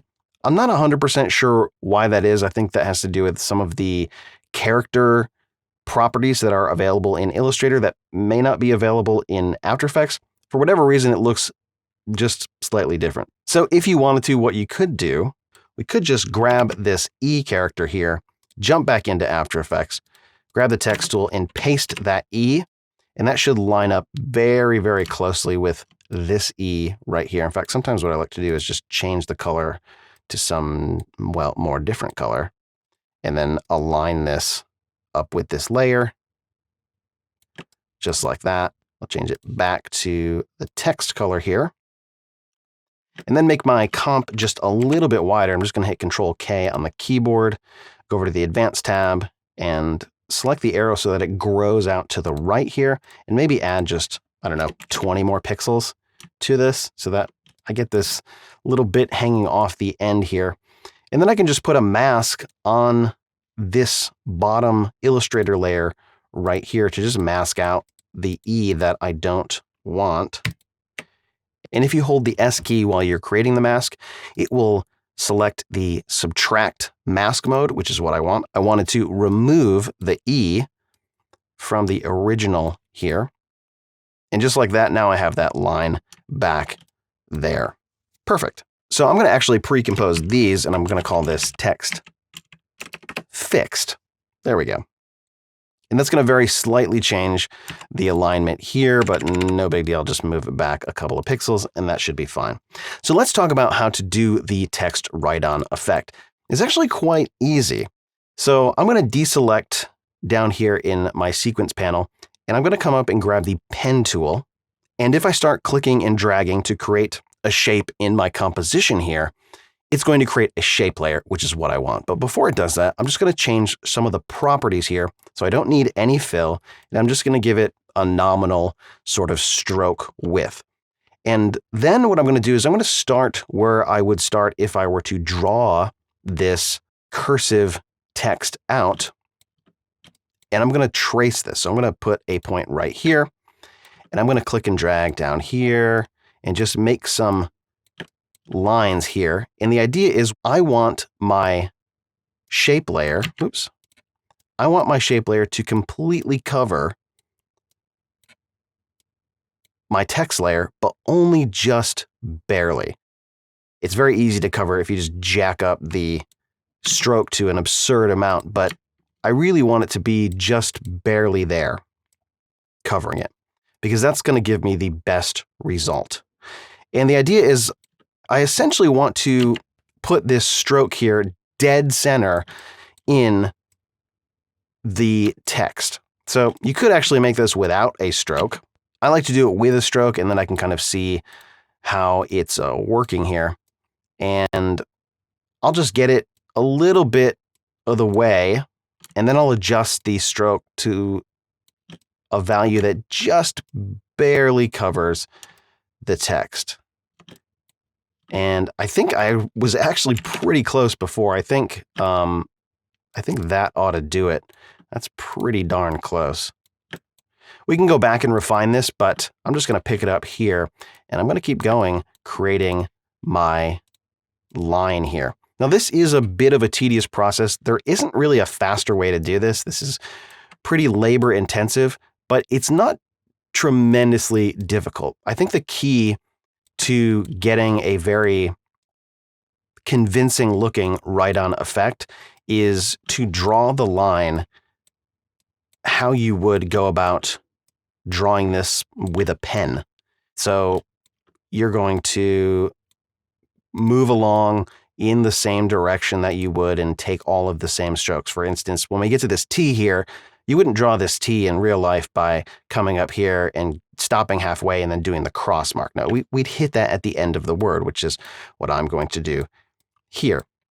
Now, sometimes when you get a break in the text here, what you can do is you can create a new shape if you want to, or you can just kind of scoot the line up very quickly and then join it to the next letter. You want to kind of do it at an angle so that it starts at the top and it doesn't kind of jump in at the middle of the line there.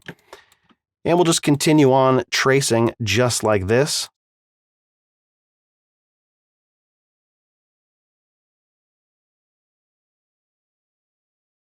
There we go.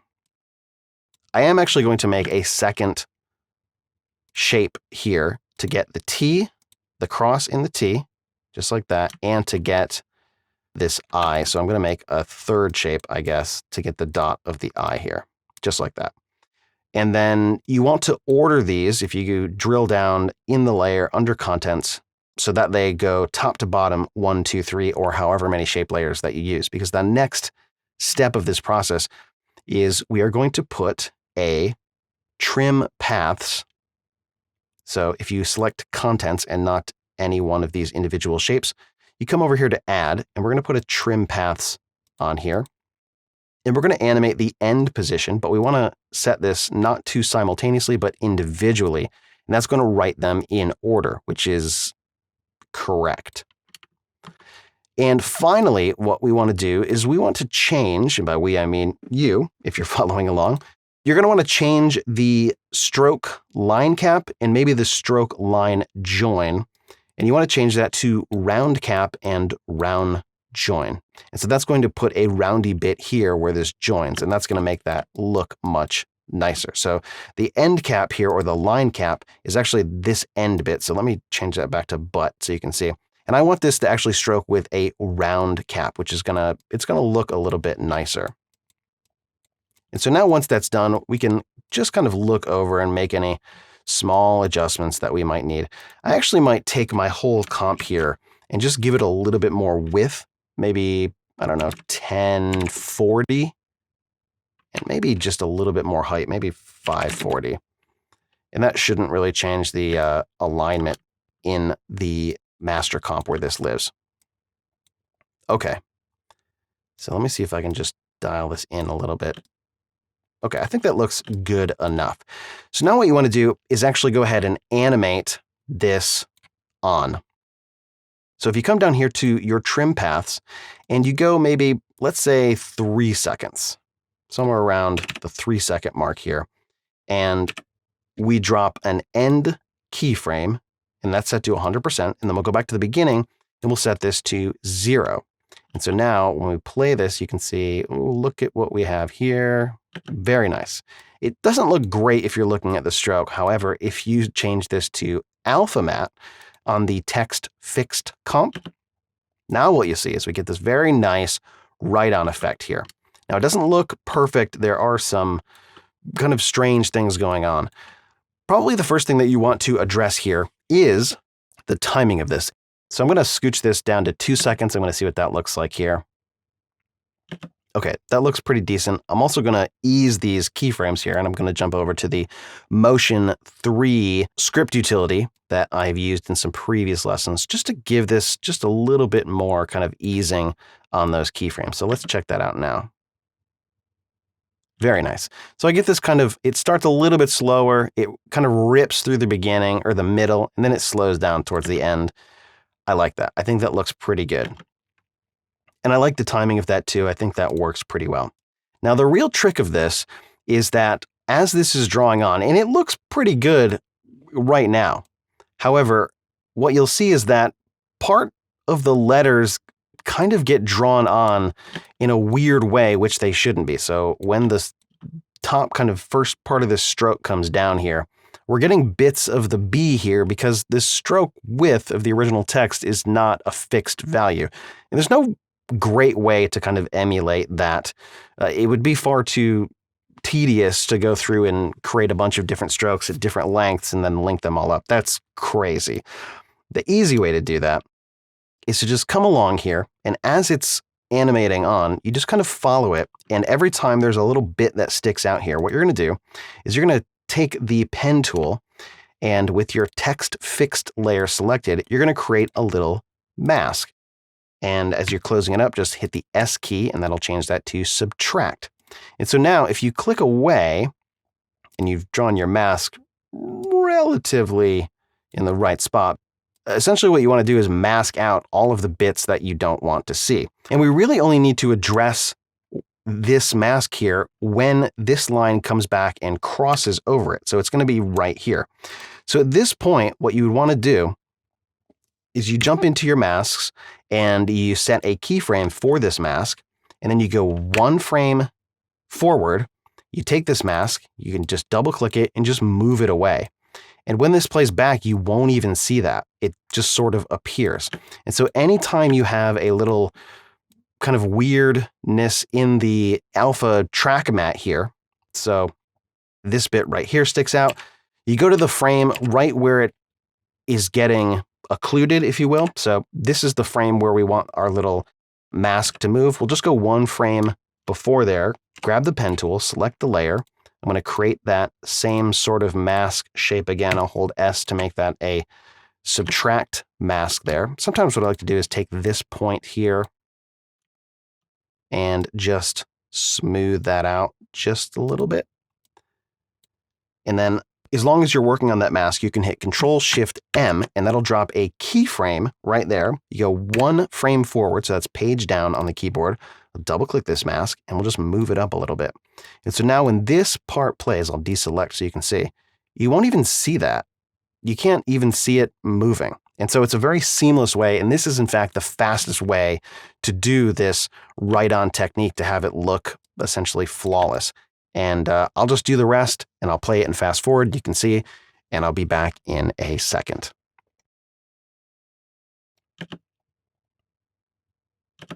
I think that's just about perfect. Cool.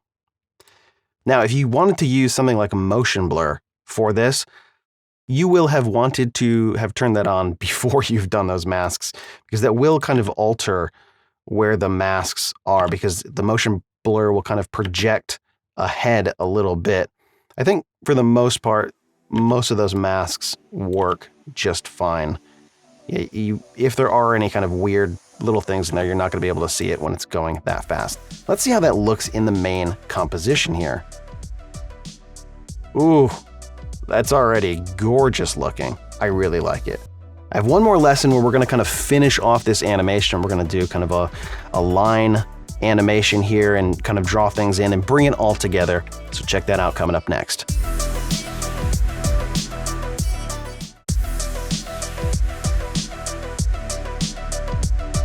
In this lesson, you're going to learn how to put some final touches on this animation and bring it all together.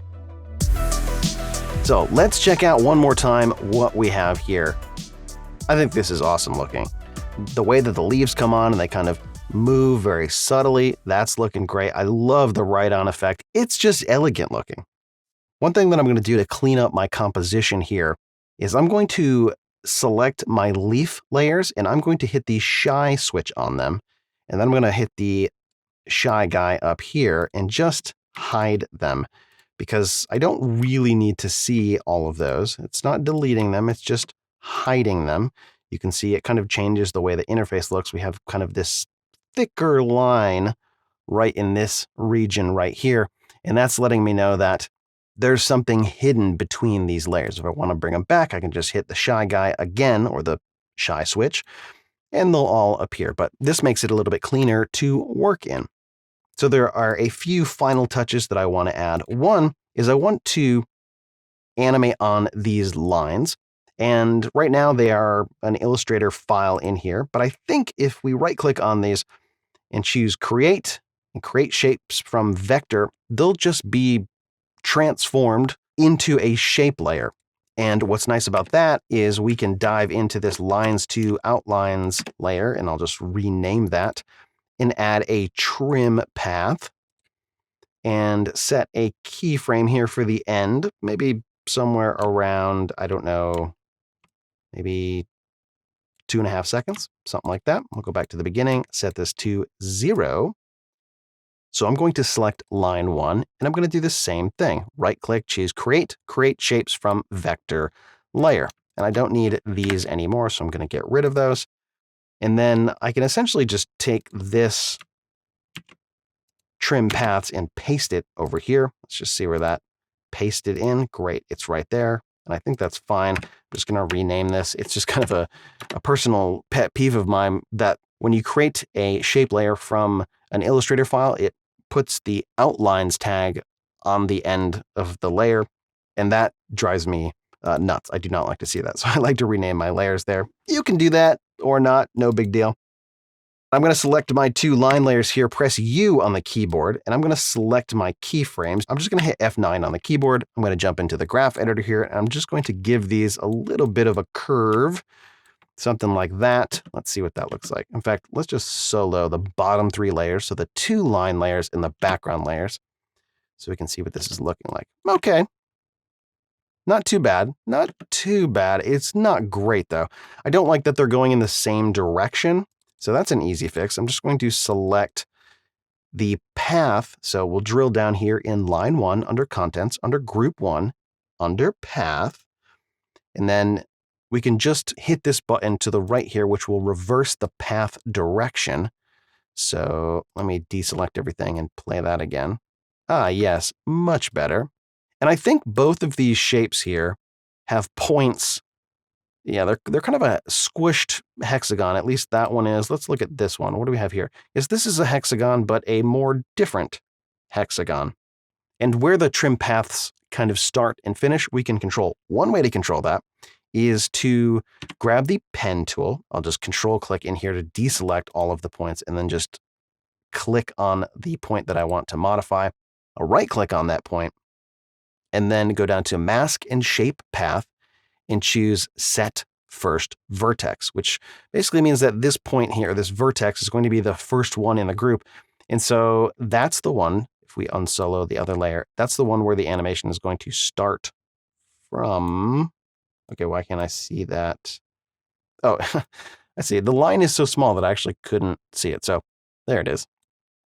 You can see that now the animation is starting from that point. It's hard to see because the stroke is so small there, but if I deselect, you can see that that is happening indeed.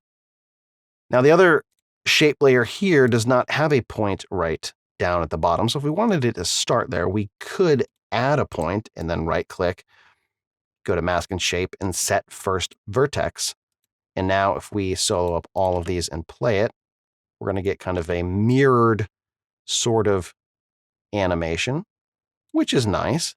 That works. The other thing that you can do, I'll delete this vertex here, and then let's see where, I'm just going to bump the stroke up because I can't tell where it's. Okay, so right now this is the first vertex. The other thing that you can do with trim paths is you can just change the offset. So if you just click and rotate the offset, we can just move this around. And right now you can't really see it. So what we could do is just jack up the height of our comp so we can see everything to find out exactly where you want that to start.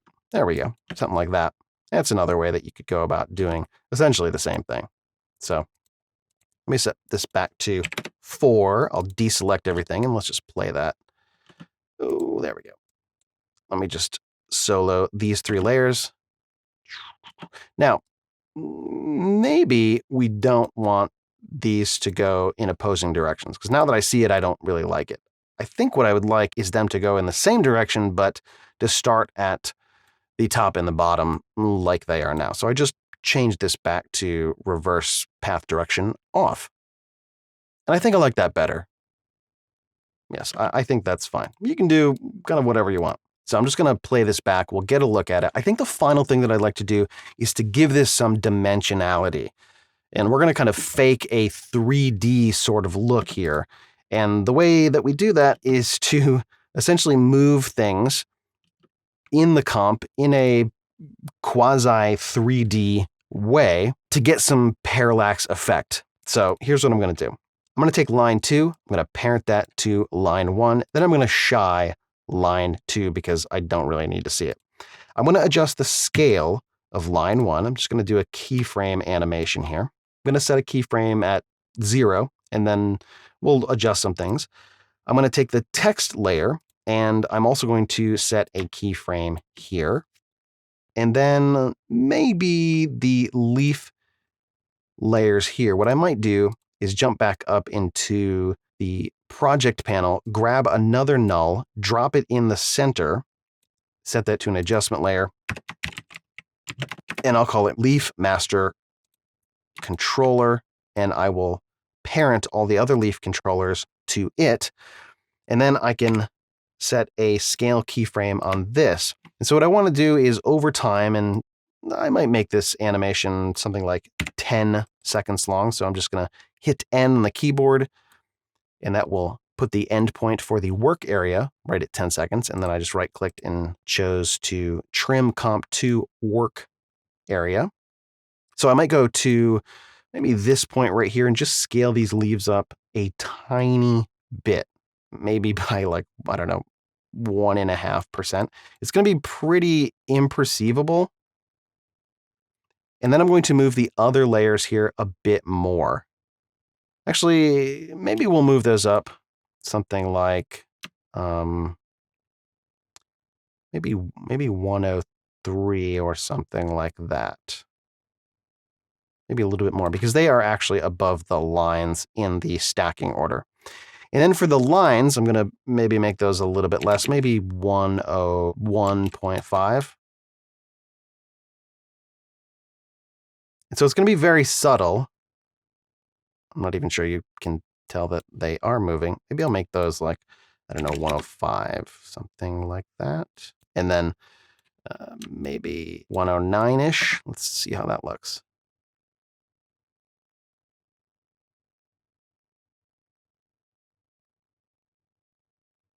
Yes, I think that is looking quite nice. And then finally, I'm going to take the text and I'm going to make this move the most of all. So actually, I'm going to start with the text at perhaps 95, and then I'm going to go up to maybe 110. Let's try that.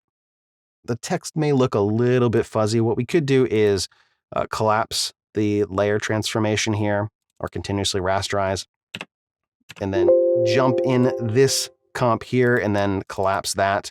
And then also we'll continuously rasterize this. So everything's basically continuously rasterized, or the layers are all collapsed. So now it will remain essentially sharp no matter how big you make it. And that's too big. So don't do that. So let's check this out now. Essentially, I want to make the text look like it's in front. So I want to have that scale the most out of all three of these, which is why I made a scale change of 15, where my Leaf Master Controller is doing about 10-ish, so that's a little bit less, and then the lines are going 5. So it's a difference of like 5, and then another 5, and then another 5, which isn't drastic, but I think it's enough over the course of this animation to give it a 3D sort of effect. It's giving it a parallax effect, and we can kind of boost that even more by making this 90 when it starts. And that'll really make it look like it's in front of everything else, because things that are closer to you or a camera appear to be moving faster than things that are further away. That's kind of what the parallax effect is. So you can kind of cheat that by taking a layer that you want to appear as though it is in front in 3D space or closer to the viewer, and scaling that up more over time. It's kind of hard to see over maybe 10 seconds. If I just squish this down, you'll see it perhaps a little bit more. I think we could sell this even more by just scaling down the back, these lines even less. We can just do like 103 or something like that. It'll be very, very subtle. But if we get those to move almost imperceivably, everything else I think is going to fall into place a little bit more. Yeah, that's looking quite nice, I think. Yes, very good. So that about wraps it up for this series of lessons, checking out this boutique style animation with this great looking text that you can find over on Envato Elements. Here's the font that was used, and all of the other assets you can find over on Envato Elements as well. Make sure to watch the next lesson where you're going to learn some final tips and tricks.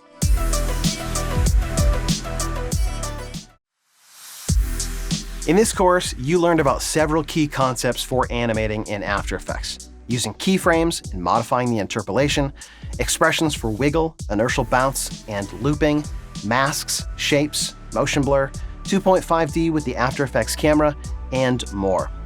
I hope that you were able to follow along, because that is really the best way to learn. A few times in the course, I used third-party tools and effects, and I just want to mention again that none of these are required, but they sure are useful. The point of showing them to you, again, is to open you up to the idea that there are really useful tools out there for specific jobs that'll help you with annoying or tedious tasks in After Effects. Some of the tools are free and some of them cost a bit of money. But here's the thing. Your time is the most valuable resource that you have. So if there's a tool out there that can help you to shave off a few hours over the course of a week or two, it very well may be worth it. And like I mentioned before, there are many scripts and plugins that you can get for free. For example, Video Copilot's FX Console is free, and you should absolutely be using it. In fact, Video Copilot has several free effects, and you should get them all. All of the assets in this course came from Envato Elements. You can get unlimited downloads of video templates, stock video, audio tracks, and effects with Envato Elements. Millions of creative digital assets with simple commercial licensing, and you can cancel at any time. Not only is Envato Elements a great place for assets, you can also get inspiration for learning After Effects by looking at the After Effects templates and seeing how they're put together. You can download them, open them up, poke around at the layers, look at the keyframes, and find out how a particular look or animation actually works. Thanks so much for watching this course. I hope you were able to follow along and learn some new techniques and ideas that you can use in your After Effects animations. I'm Dave Bodie for Envato, and I'll see you around.